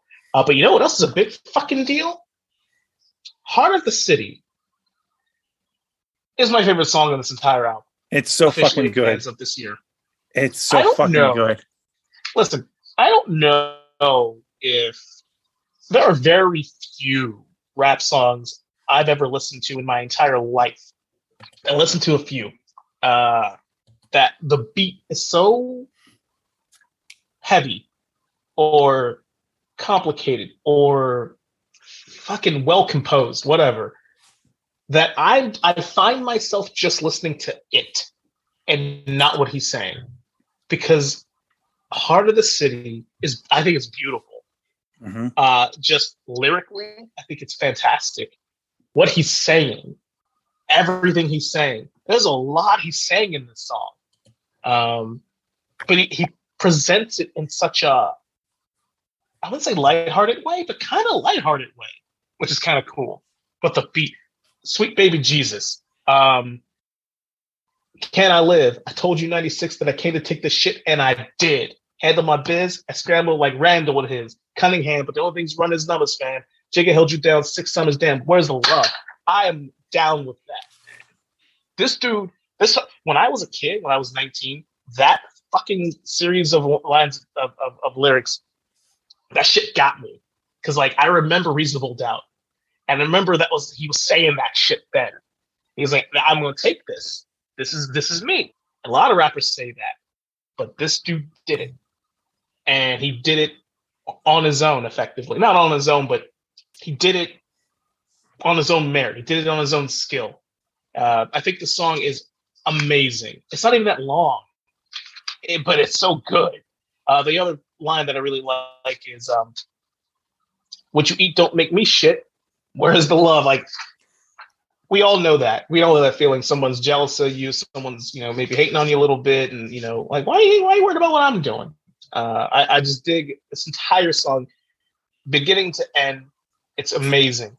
But I digress. I'm talking too much. Mr. Brown, where you at? First of all, we can never talk too much, Doc. This is a fucking podcast. It's the whole goddamn point of it, right?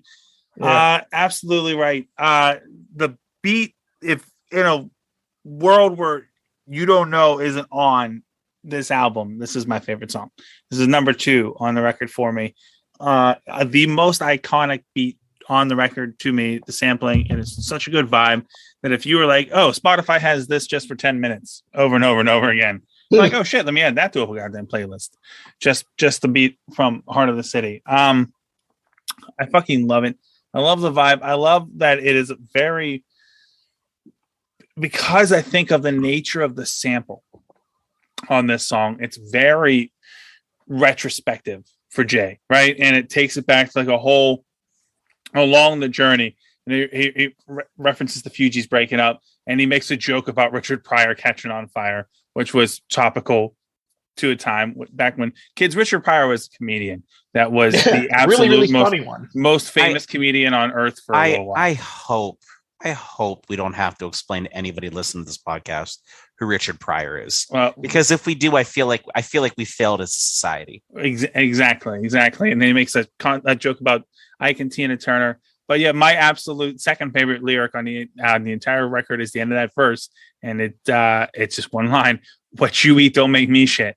Where's the love?" Right? And it's just like so fucking cold and so good. It is cold. It's so good. Like these 3 songs, man, You Don't Know, and Ola, and this is just it's a fucking triple threat. It's the 3-headed Hydra on this album, and the album is still great after this. And so there's another especially killer track, 2 of them coming up later. But this right here, normally when you get to the middle of an album, you're starting to hit a lull. You're not hitting the apex, which is where you are right now with this song. And it's absolutely incredible tune, Heart of the City. Before I listened to this album back for the review, this was still on my Jay-Z playlist. It's incredible, it's iconic, and it always will be. Yeah, agreed. And I forgot to mention this is a Kanye West track to this again, the surprise of no one.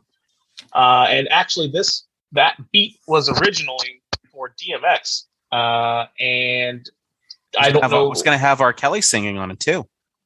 Well, apparently that did not work out. It fell through, and it ended up. I'm glad that it did. We don't want R. Kelly touching shit. Anyhow, Matt, I mean, he literally does, though. I mean, that was like his thing, right? Part of it. Yeah. Just true. Well played. He can touch Mac though. Mac, I mean, sending it to you. Who's touching me? Are we talking about R. Kelly touching me? Are we talking about DMX? We're talking about R. Kelly golden showers. Oh Christ! Again, in your dining room. This happened 2 times, guys, and we said we were never going to bring this back up. Fuck. You have one crazy night in a bathroom in Hofbrau House, and your friends never fucking let you forget about it. I'm not looking at you, dudes. I'm looking past you. I love the fucking vibe of this song and just how it's, he's kind of contemplating on his success and where he is in his success. Where he's referencing a lot of these groups that peaked and then broke up, or that had things that they kind of fell from grace. And pretty much with almost anybody in entertainment, any way, shape, or form. Not the Nothing Good crew and the Nothing Good podcast, because we haven't quite hit that pinnacle yet. But you have your rise, and then you have a gradual potential fall. And he's at the point where, he has success. He has, he has the clothing line. He has the album success. He has, the platinum records. Where do you go? How do you take it to the next level? And how do you contemplate people coming at you? Because you have what they want. And how do you not get stale? And I just kind of like how he's kind of talking about how he's just, will that happen to him? Won't that happen to him? He's not going to let that happen. So I just kind of like it's a great fucking song. This is one of my top. I kind of go back and forth between this You Don't Know and track 2 in terms of the ones that I just fucking love, Takeover. But it's just so good. And just kind of says so much about where his mind is in terms of his career and not finding a way to rest on what he's done. Agreed. That's well said. Mr. Vandergriff? Yeah, I love this song. This is one of my favorite Jay-Z songs of all time. And for the listeners at home, so myself and my fellow co-hosts, we have a group chat. And a couple weeks ago, I was listening to this album, and this song in particular, I took a screenshot of it, sent it to these guys, and I was like, this is so fucking soulful. Like, that is like the best word to describe this song. From the beat to the story and the lyrics. I mean, it's really the story of his rise to the top and explaining how that success has changed the way that people look at him, whether they were friends, whether they were enemies, how that compares to others that paved the way for him previously, as Dave mentioned. And he basically dismisses everyone and say, look, man, I'm doing it my way. I'm at the top of the food chain now. One of my favorite lyrics is, look, scrapper, I got nephews to look after. I'm not looking at you dudes. I'm looking past you. Like, all the static you're giving me is fine, all well and good, but I don't fucking care because I'm going to get mine, Yeah. And the track, just the production of the track is so good. And when the beat drops out towards the end and it's just the vocal and the clapping, like, it just hits you, man. It's so good. Yeah. When I think of this album, I think of that song almost immediately. Yep. And that's definitely not a bad thing. So speaking of not a bad thing, but not a great thing. So this song, Never Change. If there was like the one song I probably liked the least, but not like because it's a bad song.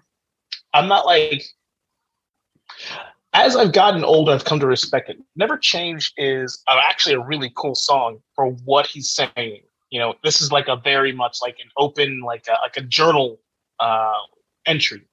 You know, where he is, where he was, rather, where he feels like he still is. I have no thoughts of any particular rapper who talks about, you know, gang banging or selling drugs or whatever the bullshit they get into. How much of it is true? But there's always some exaggeration. And you kind of know that. You kind of embrace that. Everybody kind of knows that. This song, I never really dug it totally, because I don't like the idea of this dude being this real fucking rich guy who's like a famous dude. He's on BET, VH1, and MTV. He's at the Emmys, at the Oscars. He's everywhere. But I still fuck with crime because crime pays. Get the fuck out of here. I mean, I guess. Sure, man. But as I listen to it again, you know, more recently for this show, I started thinking about it in a different context, as this isn't necessarily maybe him speaking like in a present tense. Yeah. Maybe it's just like his mindset 8 years previously, 10 years previously. I don't really know, but I mean, lyrically, the song's great. Like where he says, like, you know, well, fuck y'all, I needed money for Atari. Was so young, my big sis was still playing with Barbie. That's heavy as shit. Like, if that is in fact even remotely accurate, that is both heavy and that's fucking sad, honestly. But I think the song tells a really interesting story.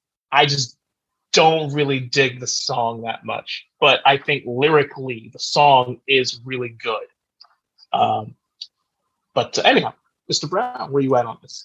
Oh no, I'm with you 100%. I never interpreted this as him in 2001 rapping about his 2001. I think it's more of a when you're sitting there on the precipice that Jay is as he's writing this record. You know, either he's just going to be another pretty successful rapper that joins the run of the mill, or he's going to break out, right? And then it's either up to the moon for the rest of his life or into obscurity eventually.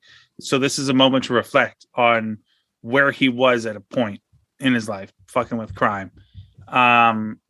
So, I mean, as far as we talked about this, there's no bottom to this record, but there's middle points to this record. And I would throw this song on there. I do love the lyric though. Give him money to eat. The next week he's broke because when you sleep, he's reaching for your throat. Like that's just the idea about the amount of people that want to pull you down, use you to lift themselves up. But when they're desperate, they'll pull you down in a heartbeat. Right. And that was the reality. And for a lot of times, Dave just gave birth. But other than that, sorry. No, that's okay. It's all good, man. I get that. I have a different setup here, and it's not. I don't have the mouse and everything hooked up. So my apologies. There. That's okay. I'm leaving this in just so the internet knows how I feel about you. But moving along, I think this is it's a perfectly good song. On any other record that happens before this, you could put this one in there and it would feel good and it might even stand out more. But on this record, after the last three songs, it would take a special song to keep the streak going.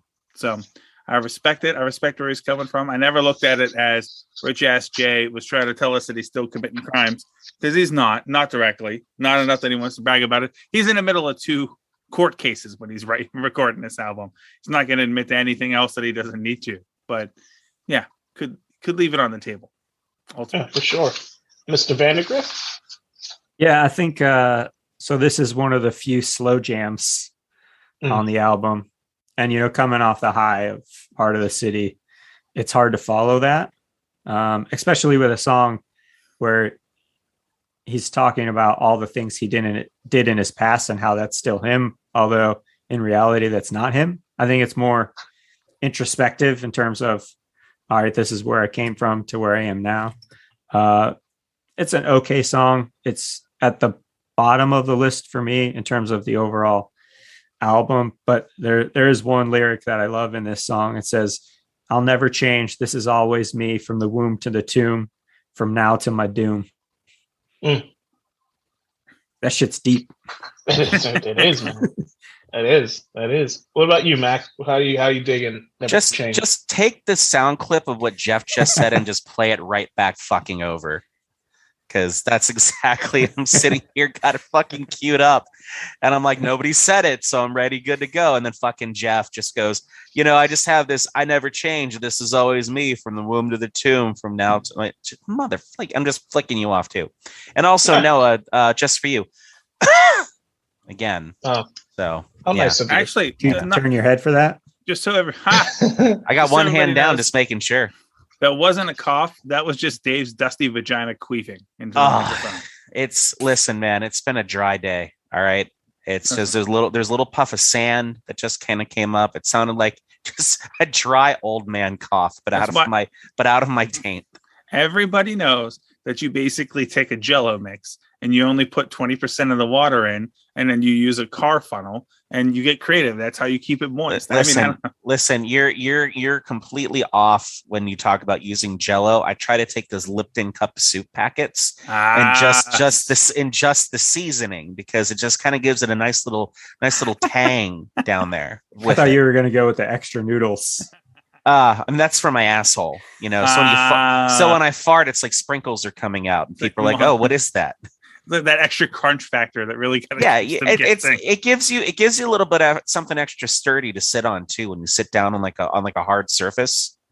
This has been another episode of vaginal maintenance by Nothing Good.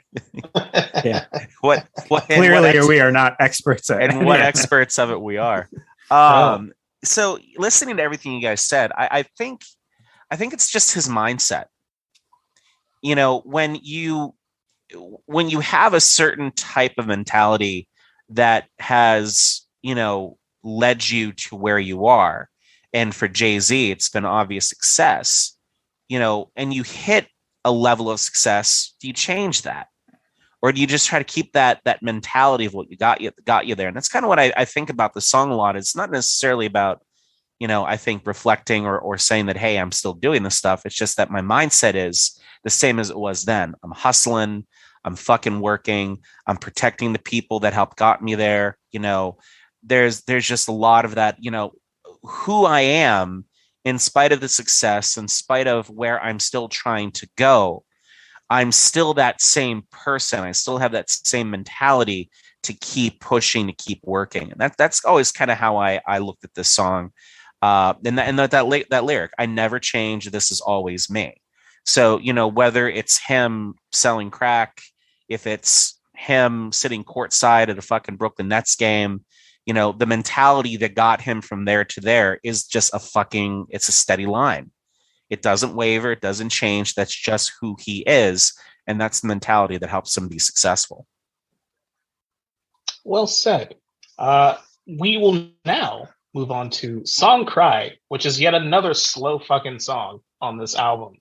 By the way, that was a Kanye West song. Never Change.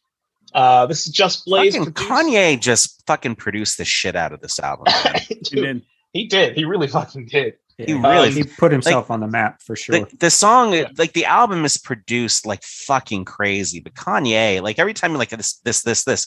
Oh yeah, by the way, Kanye helped produce this too. Yeah. By the way, so Song Cry, I really like the song. I wouldn't say like I love this song, but I really dig it. I don't feel bad for Jay-Z in this song. I don't think he's looking for sympathy, obviously, but it's sort of like you did the shit to yourself, obviously, sort of situation. But interestingly enough, this song is about 3 separate relationships, which is kind of cool. Wonder who these ladies are. Girls. That's who it's about. Oh, fuck. That's right. I think probably like the thing that sticks out the most to me is how honest he is about the issues that he caused. At no point, I mean, he's a little kind of like accusatory, like, you don't leave a guy like that, you don't turn around and just bounce like that. Well, again, you did this to yourself. The money changed things. I love that where he's really clear, like, girls, the dudes I used to like beat up their boys and threaten them and cut them up, and now I got some money, and now they're looking at me like a little differently, and things are changing. That goes to your head real fast. his other head was thinking for him.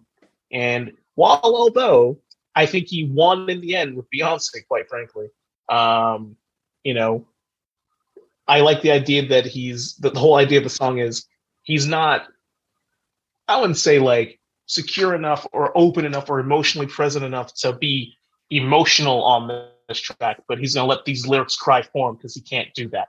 I think it's kind of cool, and it's actually pretty deep, which in itself is a level of emotional openness, really. But Mac, what'd you think of it? Yeah, I agree with you on that, Jones. Another bit of I like So I Gotta Make the Song Cry. It says a lot of, an individual has a certain persona and a certain level of, how emotional you can be in certain situations, or how you have to be able to find ways to, maintain while still feeling those emotions, but not really necessarily admitting those. And I agree with you that that's, what this song's talking about is, I got all these things going on. I've got this work that I'm doing. I've got this life that I'm living. I have work to do still, and I don't have time to feel the emotions that I probably need to feel. So this is my way of feeling them, which for, musicians is cathartic in a lot of ways, in terms of, when you go on tour and you're promoting this album, you're performing this. So not just are you really putting it in the album for people to be able to listen to it in perpetuity, but when you go on stage and perform this, that's still your way of finding peace in the, feelings you're feeling about losing that relationship based on the change of your success. And, I'm not going to sit here and say that I've got any kind of personal, experience in that realm. None of us have really experienced, I think, a level of success where it would have changed our relationships. But I can tell you that from experiences I've had, when things change in your life that, aren't, bad or aren't necessarily something to kind of like look down on, but it still has an impact on your relationship, and you don't necessarily understand why. And if something ends because of it, then that's just another piece where, well, how do you come to terms with that? And I think this song's a good way of doing that. Agreed, and well said. Very well said. Mr. Brown? Well, I mean, this is the general concept. I mean, nowadays, I feel very strongly that I don't think that Jay would write this song nowadays, because what we know now about about expressing yourself and the concept of masculinity, right? But I immediately interpreted this as, a gangster's not supposed to show that type of emotion outwardly. So I'm going to do it through the song. And the song's all about how far that he has come up and how distant he's got from his guys, right? So I think the song is incredible. I think the song is emotional.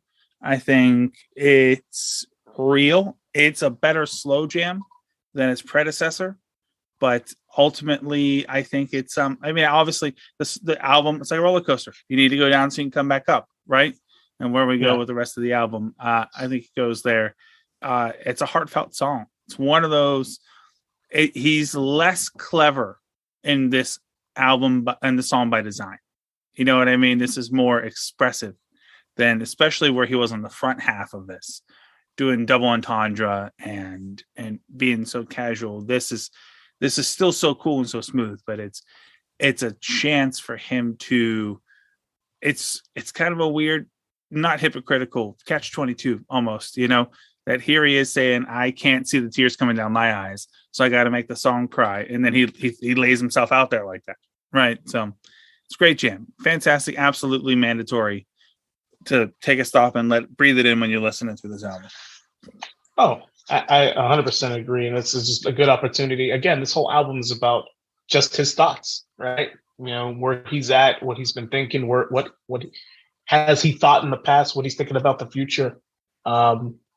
But I do agree with everything you guys have said so far. Yes, Mr. McDonald. Well, I wanted to just before we moved on to Jeff, I just wanted to kind of piggyback off of something Noah said really quickly, which also kind of harkens back to an episode in the archives, ladies and gentlemen, about the roller coaster metaphor that you made, where you have to kind of go down so you can get back up. And I think about the immortal words of the band Chumbawamba in Tub Thumping. When I get knocked down, I get up again. Never going to keep me down. Fucking hate that song. It's- That's such a shitty song. You were going to roll, Noah. I didn't want to interrupt you, but I also wanted to make sure I said it.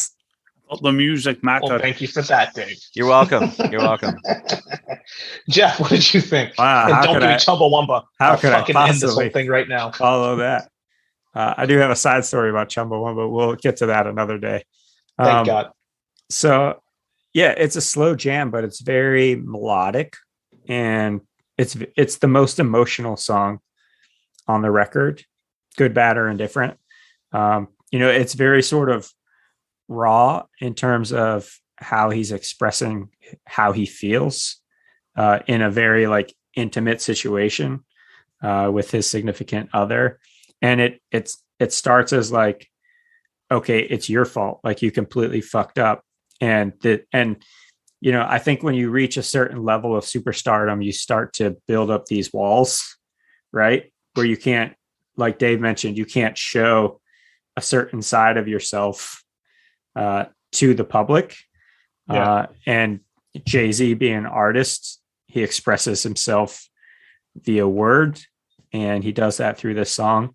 But I think while he's like trying to pass the blame throughout the majority of the song, I think by the end of the song, he realizes, okay, it was me who fucked up. And the last line of the last verse is, and more forever, shit, I got to live with the fact that I did you wrong forever. Mm-hmm. Even though the previous 4 minutes was just him talking shit on why it wasn't his fault. But then he realizes, okay, yeah, this probably was my fault. Why this all happened. I did it to myself. It's a solid song. Not one of my favorites, but definitely not one I'll skip over. The beat is great for as slow as it is, but it's got a solid tone and a solid rhythm. So I dig it. Yeah. Well, For you also get at the end of verse 1 where, pretend to be heroic. That's just one to grow with, but deep inside, so sick. It just kind of it puts that whole thing, the whole persona just is put right there on blast. Yeah, for sure. And this is actually the fourth single on the album, which came out in April of 2002. Fourth and final single. How about that shit? All I need in this life is this song review from you gentlemen. This is done by Bink. This is a fun song, and it's funny. Like we went all that slow jam, all that introspective shit, and we just swing in a totally different direction for a moment in time. Not for a long time though, because we go back to some introspection real quick after this song. But all I need, I think, is a real fun song. And it's one of those. I think the placement of this song is more important than the song itself.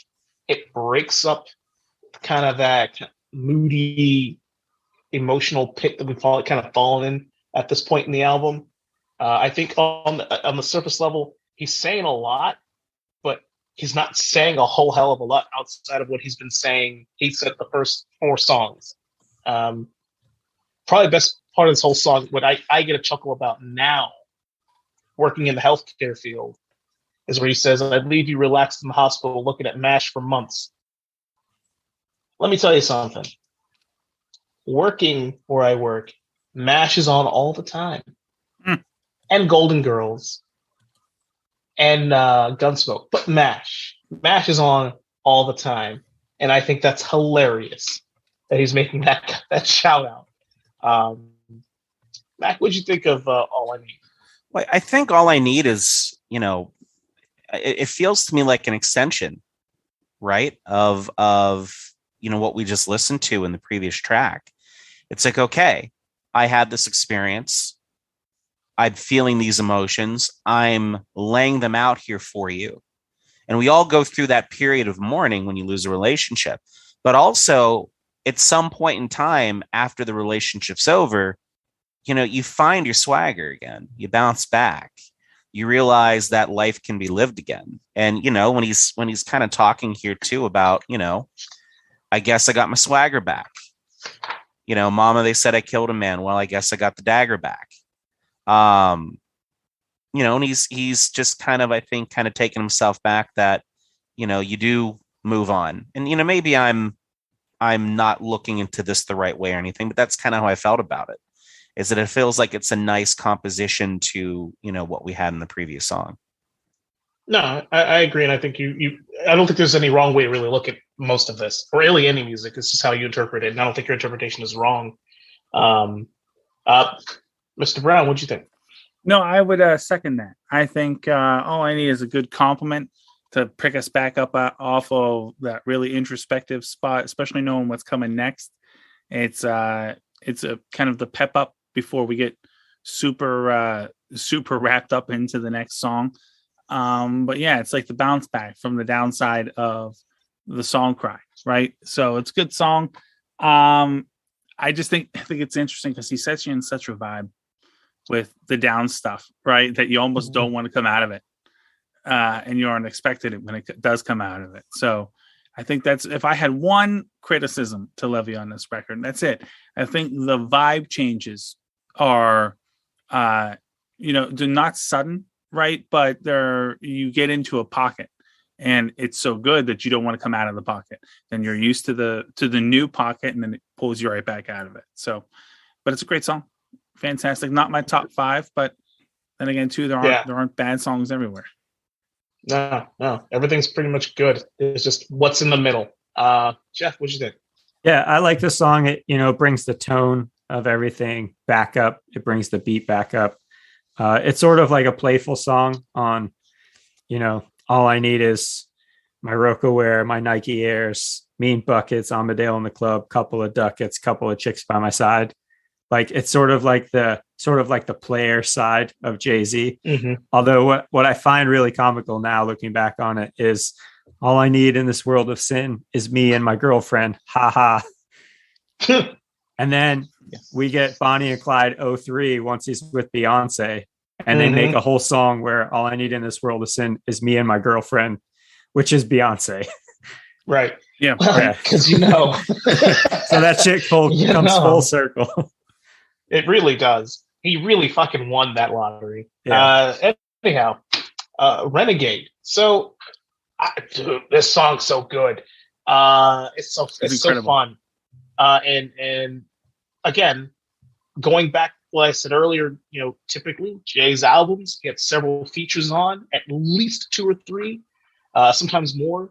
To go from that and this album having one lone feature, and it happens to be Slim Shady, which we covered in a previous episode. The first music episode. Please check that out. Yeah. I think the song is fantastic. I think it's a lot of fun.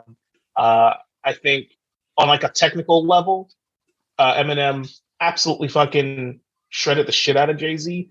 But on a depth level, I think Jay said a whole hell of a lot more than Marshall Mathers said, which shouldn't surprise anybody. But yeah, Mac, what'd you think of this? 2001. I mean, Jay-Z and Eminem. Who else are you going to put on this album? Mm-mm. Like if you're having the one person to feature and it's Eminem at, approaching his pinnacle at this point in time, right? For Eminem. He was fresh off of Marshall Mathers LP2. Mm-hmm. Yeah. So, if he's not at his peak, he's right in that, that sweet spot. I fucking love this song. This is in my top 5 for sure.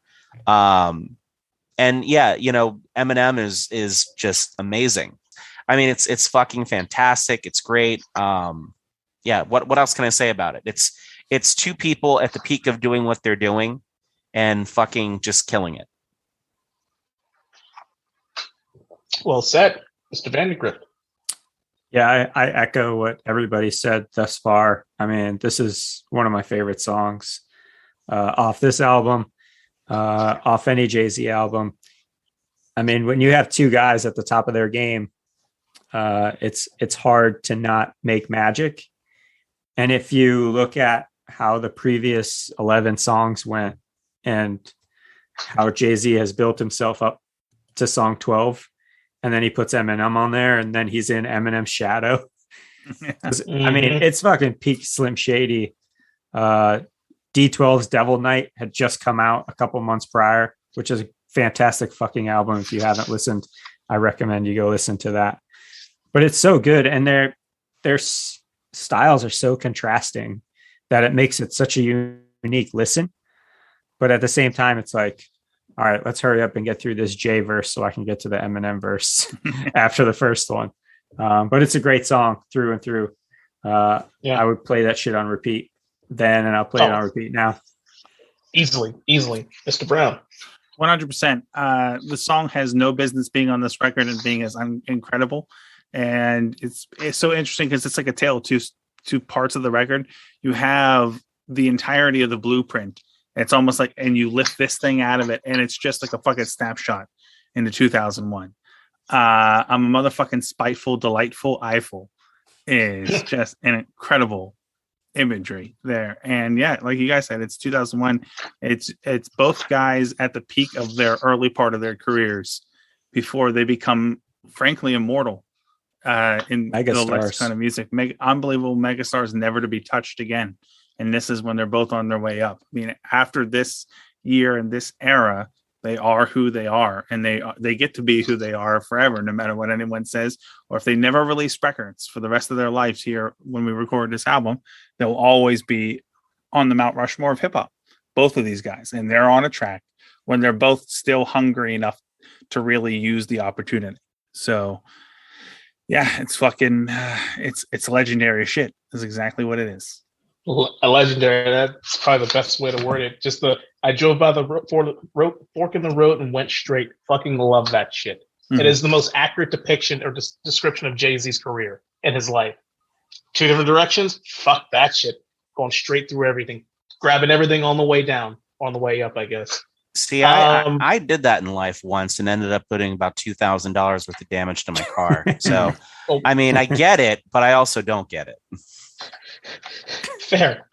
That's fair. So next we're on technically the last track on the album, Blueprint, Mama Loves Me. This by Bank. I think that this song is heavy as shit. It's every Jay-Z album that I can remember and that I can think of, he has at least a song where he's like real fucking deep about his family and he speaks to them or about them.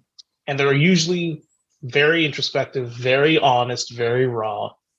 I think this song, when I was first listening to this album way back in the day, did not like this song. I actually wouldn't say I hated it. I just didn't like it. I didn't vibe with it. I didn't get it. I got it, but I didn't like it. I've come to really appreciate it and his honesty, what he's trying to say and what he's trying to put out there and what it was like as a kid. And at no point is he really boasting about himself, really. He's not. It's literally just about the life he's led, his family, the people who helped him get to where he is, and the most, minor micro levels of his life. And I think that's really special. It's a hell of a way to end the album, honestly. It's a hell of a way to end an album on such a note. But Mac, what'd you think? There's a lot in this song, like where you have the songs in this album where, he's just talking about his life, talking about girls, talking about going to the club and, all this other stuff. You get to this track where it is just very, very raw. Even just like it hit me even just off the first line, right? Mama loved me, Pop left me. I mean, yeah, you're right. You're exposing the nerve just right off the bat. And just, in the song again, it just talks a lot about how he became who he is. East Trenton grew me. Mama raised me. Pop, I miss you. God, help me forgive him. I've got some issues. I mean, you don't write that, right? Unless, there's some level of catharsis you need from it. So, but yeah, this song is, I really appreciate what he says. I appreciate the ode to even more about his upbringing, because, you talk about, well, I sold drugs and I did this and I did that, but I think this is way more raw than any of that. Yeah, agreed. It's a great song. Mr. Brown? I'll go, because Mr. Okay. Brown is having technical issues. But okay.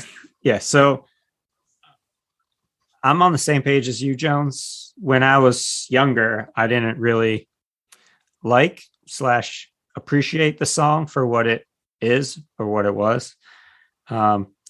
Listening back now, all these years later, because it was typically a song I would skip past to get to what's next. But looking back at it now, I mean, it's a deep song. You guys mentioned there's a lot going on in this song. And it's not just like, yeah, I used to sell drugs and run the streets. It's like, this was my upbringing, and this is what brought me to this point. It's almost, it's a love letter to his family, right? It's like if you win an Oscar for Best Picture, this is your fucking thank you speech, right? What if it was a Golden Globe? It doesn't count. It doesn't count. It ends friendships. But no, I appreciate this song a lot more now as an adult with kids than I did as a young adult, just living freely, without a care in the world. It adds another layer of perspective to it, which I think is missing in a lot of music and art in general. That's well said, man. Well said. And I tend to agree with that, actually. Like, I also, last thing I'll say about the song is that I appreciate that it's called Blueprint, and the song's about the blueprint of his upbringing, a blueprint of his life. Yep. In a lot of ways, it's really cool. Yeah. So we got like two, secret tracks, which I didn't know when I first got the album existed for the first, I'd say, several listens. Because I would bet the song would end, Blueprint would be over. I just stop the CD, move on with my day. Little did I know there were two other songs on the fucking track several minutes after Blueprint ended. Not like it was 30 seconds. It was like a few minutes later, if I remember correctly. Breathe Easy, which is Jones, didn't the Discman show you that you still had like 8 minutes left on the track? Listen, when the song was over, I would just pull up the CD player, press stop, move on with my day. I wasn't paying attention to that. So I'm sure it did, but I didn't pay attention to it. Yeah, I don't, because my CD player counted up from 0 up. It didn't show me like the whole time that the track was. So like if I looked at it, I'd be like, oh, okay, there's 12 minutes here instead of 4 minutes. It just played through, and then there was obviously a gap between the two. So I'm with Jones. I would have cut it there as well. Yeah, see, I had this Sony Discman that I used when I was lifeguarding at the swimming pool that I worked at. And, before everybody wants to jump to any kind of conclusions, yes, I was lifeguarding in a swimming pool, and yes, I was listening to music on a CD player, because it was a pool that was 5 feet deep that had no kids, and nobody ever went into the pool. So I had a lot of time to just kind of fuck around. But yeah, my CD player it was a count up and a count down. So like I could just hit a button and it would let you know how much time was left in a track. And yeah, I never got caught with missing tracks. I always kind of knew, it was like, oh shit, there's like another 6, 7, 8 minutes to this. I gotta stay tuned and, fast forward until you kind of heard it. Yeah. Well, so first world problems, I guess. But yeah, Breathe Easy is an excellent song. And these are, these secret tracks, and I'm not going to spend a whole lot of time on them. I think they're really fucking fun. I really, really enjoy them. Was it with the weight of the world on my shoulder? That's why they call me Hove. I'm far from being God, but I work goddamn hard. Yep. There we go. Fucking love it. He's in this song. He's just showing off at that point. And I love it. I wish more albums did this.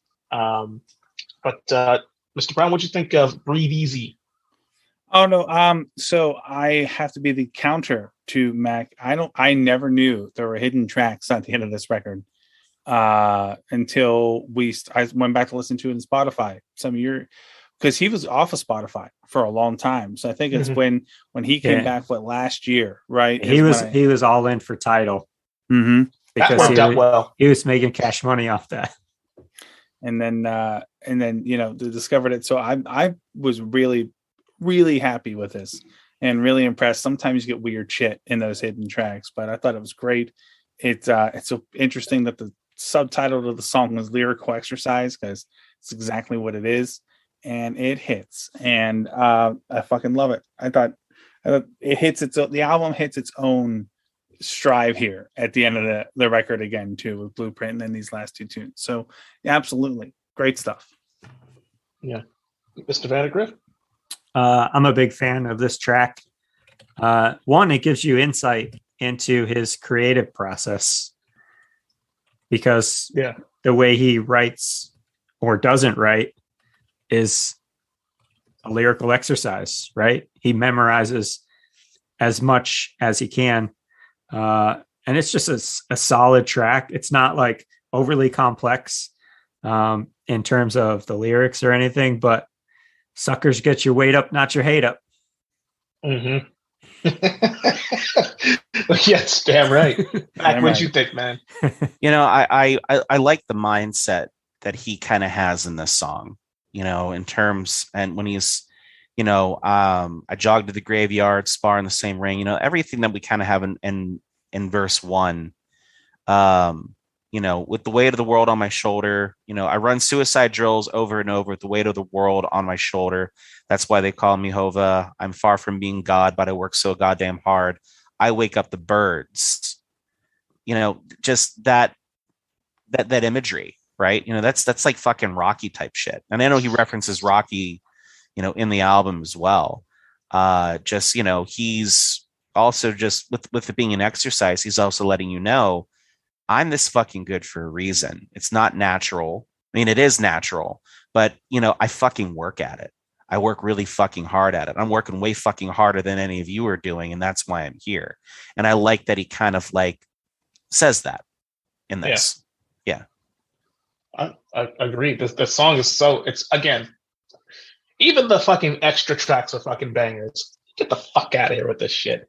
So the last track, Kanye West, Girls Part 2. And man, is this so much better than the one on the regular part of the album. Mm-hmm. I just love the fucking the actual beat's fantastic. It has such a different feel to it, and I really enjoy it. And now I'll put this in layman's terms. I gave her some knowledge. She gave me brains in return. She had to drop out of college. Now all she does is homework. I give her in-house tutoring in and out of moving through her student body union. That is perfect. That is perfect on every level. I really enjoy the song, and it's unfortunate that this is the end of the damn album, but it's a hell of a journey. Mac, what you think of Girls? I feel like if I ever tried to say anything like that when I was in college, it was not going to work out the same way for me as it did for Jay. my game was never that good. No, it's I don't compare it to Girls, earlier in the album. I just kind of almost look at it as just an extension of that, but taking it to the next level. But I mean, I agree with you. I mean, I kind of want to turn it over to Noah, because I know he feels strongly about this, probably anything more than I want to say. So no, I'm just going to go ahead and toss this one over to you.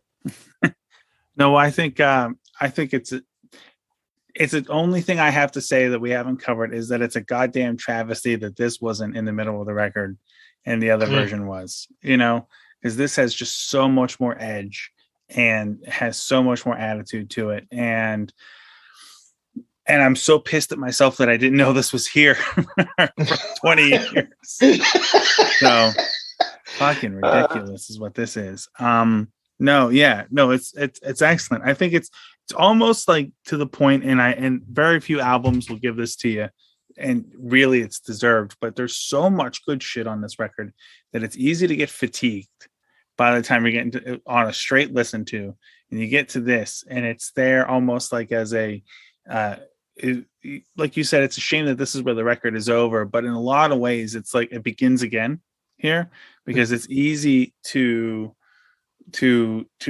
after the whole record to like call this and be like, all right, let me get out of my car, let me go get a sandwich, we'll get back in, and on my way home I'll start this thing over again and throw this into place. But it's an incredible end to the record, especially, again, not to hark on it, but because I didn't know it existed until last year. So it's crazy to me. Yeah, that's so crazy to me.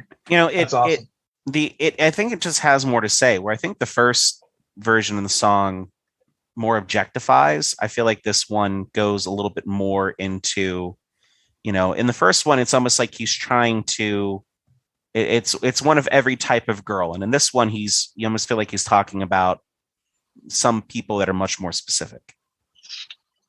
I can get with that. Jeff, what'd you think? Yeah, I very much enjoy part 2, Girls, Girls, Girls, although it doesn't have Biz Markie on it, which is okay. I do really dig the female vocal for Trying Girls Out. But I think it's a pretty cool contrast from part 1 to part 2, whereas in the first one, he's talking about all the crazy girls that he's getting. And in this one, he's talking about what he wants, the girls that he wants to get. And I think that's a cool sort of juxtaposition of perspective. But I always laugh or chuckle over the third verse. Big ghetto booty, scarf over doobie, channel under Louis, Gucci over booty, Vicky covered titties, attitude of the city, pretty witty, girly willy, one who likes to party but comes home early. I mean, that's gets me every time. Gets me every time. That's right. right here. Yeah. So I think it's safe to say, I mean, as a whole, as a group, we really enjoyed this album, and we can really appreciate, what it meant. And I was just gonna, not gonna spend a whole lot of time with it. Just, the impact that this album had on me and my enjoyment of not just Jay-Z's music, because that really put me on a whole trajectory with his music. It sold me on him as an actual star and as a lyricist, but obviously his effect on music as a whole. And he's become such an actual fucking icon, not just a rap icon, but a pop culture icon. He's a fucking monster. He's a giant, do whatever he wants. And it's pretty impressive to know that we had the option or the ability to watch his career start, humbly and become who he is now. He's not even rap anymore. He's bigger than that now. And I think that's, this album was one of the things that gave a really big boost in that direction. What say you, Mac? Yeah, in today's day and age, you almost don't even think of Jay-Z as a musician, because that was almost a different life ago. Yeah. True. Everything that's kind of come with him, the success, the entrepreneurship, the business sense, the business app. I mean, the dude's a billionaire. Music's a part of that. Music helped him get there, but music didn't make him a billionaire. I don't think music makes anybody a billionaire. No. Having a fucking work ethic, having vision that other people don't have, having a mentality to just fucking grind. This album, talks a lot about that in a lot of different ways. And, when you talk about the blueprint of Jay-Z, the blueprint of how you're supposed to do the game, we're laying the foundation as to who he is now. This is transitioning him, for a few more years, still doing music, but, we're starting to see at this stage of his life too, just the successes he's having outside of a recording studio. And, and even one of the tracks earlier talking about the injustices of the music industry.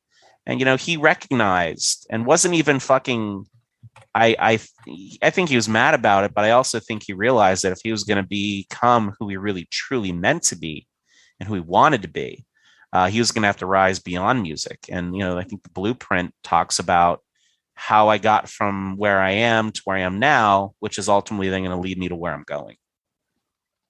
Well said. Well said. Jeff? Yeah, I think Jay-Z has quite the legacy. He had some good albums before the Blueprint. He had some good albums after Blueprint, minus Blueprint 2. But we don't talk about that so much. But I think, this particular album was where all the chips lined up on the table and everything came together, and it changed the game, not only for him, but for hip hop. It came together to be everything that it was supposed to be, it from the critics to the fans. It was what everybody wanted from Jay-Z, and everybody knew that Jay-Z was capable of. It was just the first time that he delivered on that. But at the same time, it not only helped his career take off, and granted, his star was already rising, so he was going to keep going regardless because of his work ethic, obviously. But if you look at from the production side, what it was able to spin off of that. I mean, if you look at, if this album didn't happen the way that it happened, would we have gotten College Dropout from Kanye, which is a monumental album in and of its own right? For sure. And if you look at everything that he's contributed, that Jay-Z has contributed to business, to society, to entertainment outside of hip hop, like he's cast a pretty broad net and made himself pretty indispensable. And there's a reason that his net worth has a B in it and not an M in it, because he's a fucking hustler through and through. So yeah, he's cemented himself as not necessarily a pioneer of hip hop, but someone who was able to transcend from one art form to another, and leave not only a legacy, but one of the greatest hip hop albums of all time. Well said. Well, really fucking well said. Goddamn, Jeff. Any closing thoughts on this album? I mean, no. I mean, I can't. How much more can I say than that? I mean, if you had asked me what's the top 5 most important hip hop albums of all time, I would be really hard pressed not to put this on there. I mean, obviously, you're always going to have the Chronic on there. You can make it. All Eyes on Me, right? And then a lot of other incredible things. Death Certificate, right? Blueprint has got to be on there. As far as incredible, if not top 5, certainly top 10 ever. Not just because of how good it is, but for what it did. Because after this record, and as we lived through the 2000s in hip hop, there was a time where there were basically 2 in their prime rappers, and they were both on this record at the same time, right? And it was and so interesting too, because I it's hard for me to not think about it in terms of West Coast, East Coast as well. But Eminem being from Michigan, but being heavily influenced and produced by the West Coast scene kind of makes him a hybrid. And Dre never really left, right? He just went into producing, and his signature's been all over stuff since then. I mean, from Eminem to as Snoop continued to do more stuff, and Kendrick Lamar, right? And so, but who was left on the East Coast to be the number one all-time absolute person, right? And I think that's Jay. And to the point where he mentioned earlier, I mean, he owns the team, right? He's an owner of an NBA team and owns a stadium and can do whatever he wants. And he's married to Beyonce. They haven't come up with a term to describe how successful Beyonce is, because they just say Beyonce at that point. And to tell any of us in 2001, when this record dropped, the heights that he would be able to achieve and how he would lift the entire music industry, not just hip hop, up, and it comes off the back of this record. If this record doesn't hit as hard as it does, when it does, and how it does, then I don't think Jay is as big as he is. And I think hip hop and music goes in a completely different direction. And to the point where now he's not like, he doesn't have to release new music. He's a social figure, right? He is American royalty to a certain point. So I think in that regard, this album will allow to stand the test of time alone on based on what it did for everybody involved. Launched Kanye West, launched Jay-Z into the stratosphere, and it just happens to be a fucking amazing record. On top of everything else. Yeah. Well said, gents. Well, I tell you what, it's been a hell of a ride talking to you guys about this album. I had a really good time. I'm looking forward to the next episode. Mr. Brown, would you like to tell us about that next episode? Gentlemen, next week is the 20th anniversary of WrestleMania 18. And for those of you that remember it, well, you know exactly what we're going to talk about. But for those who don't know, ladies and gentlemen, that is when Hulk Hogan fights The Rock. And we're going to go into that in excruciating detail, I'm sure. Most likely. But it's going to be a lot of fun because not only that, but guys, this is peak Attitude Era. It's the end of the Attitude Era. We talk about a lot of things on this show. Wrestling is just one of them, but dear God, how much more wrestling can wrestling be than WrestleMania 18? Go from a record in 2001 to the pinnacle of the 2002 wrestling scene. So it's going to be a lot of fun. Come on back next week for it. The final WWF pay-per-view. It's incredible. Yeah. Gotta Think get about to it. Let me Gotta just They get the F out. Gotta get the F out. You got to get the F out. And let me just run down a couple of the names that are on the show for you. So The Rock, Hulk Hogan, Triple H, Chris Jericho, Stone Cold Steve Austin, Scott Hall, Kevin Nash, Booker T, Edge, Christian, Diamond Dallas Page, William Regal, Rob Van Dam, Trish Stratus, Lita, the Dudley Boys, the APA, the Hardy Boys, and of course, Billy and Chuck, and much Ric Flair, the motherfucking Undertaker, the Streaks in the show. And that's like, basically it is 38 Hall of Famers and jazz. And we'll get into that a little bit later. Yeah, it's gonna be a good time. Yeah, It'd be right. a lot of fun. You didn't pull anything there, did you? Nope, not yet. Like you did not stretch before you rattled that off, and I was a little concerned. No, that's okay. It's I'll get a stitch later. It'll be fine. Gentlemen, this was fun. This was a good time. Yes, This was a lot of fun. absolutely. It's always fun to review something that we're all passionate about, and we're not just that shit we all talking. like. That we're not just shit talking on stuff the Yeah. whole time. I It mean, feels- we're pretty good at that. Jeff, it feels. I'll tell you what, it feels a lot less awkward. Yeah, it was pretty unanimous in terms of our overall feelings and affection towards this album. So it's always fun, and I have a pretty good feeling that those feelings are going to be the same next week when we talk about WrestleMania X8. It's gonna be a good time. Well, gents, let's send all these people home. We talked about this record 3 times longer than the actual record is. So if this hasn't convinced you to listen to it, nothing will.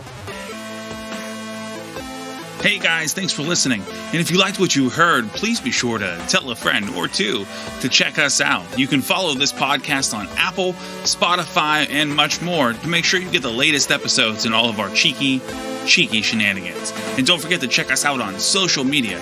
We have our Nothing Good page on Facebook. We're on Twitter at Nothing Good Pod and at Insta at Nothing Good Podcast. And while you're there, drop us a line. Say hello. Enjoy some of our shit posting and shameless promotion, or hell, even check out our merchandise. I promise, it's really sweet. We'll see you next time.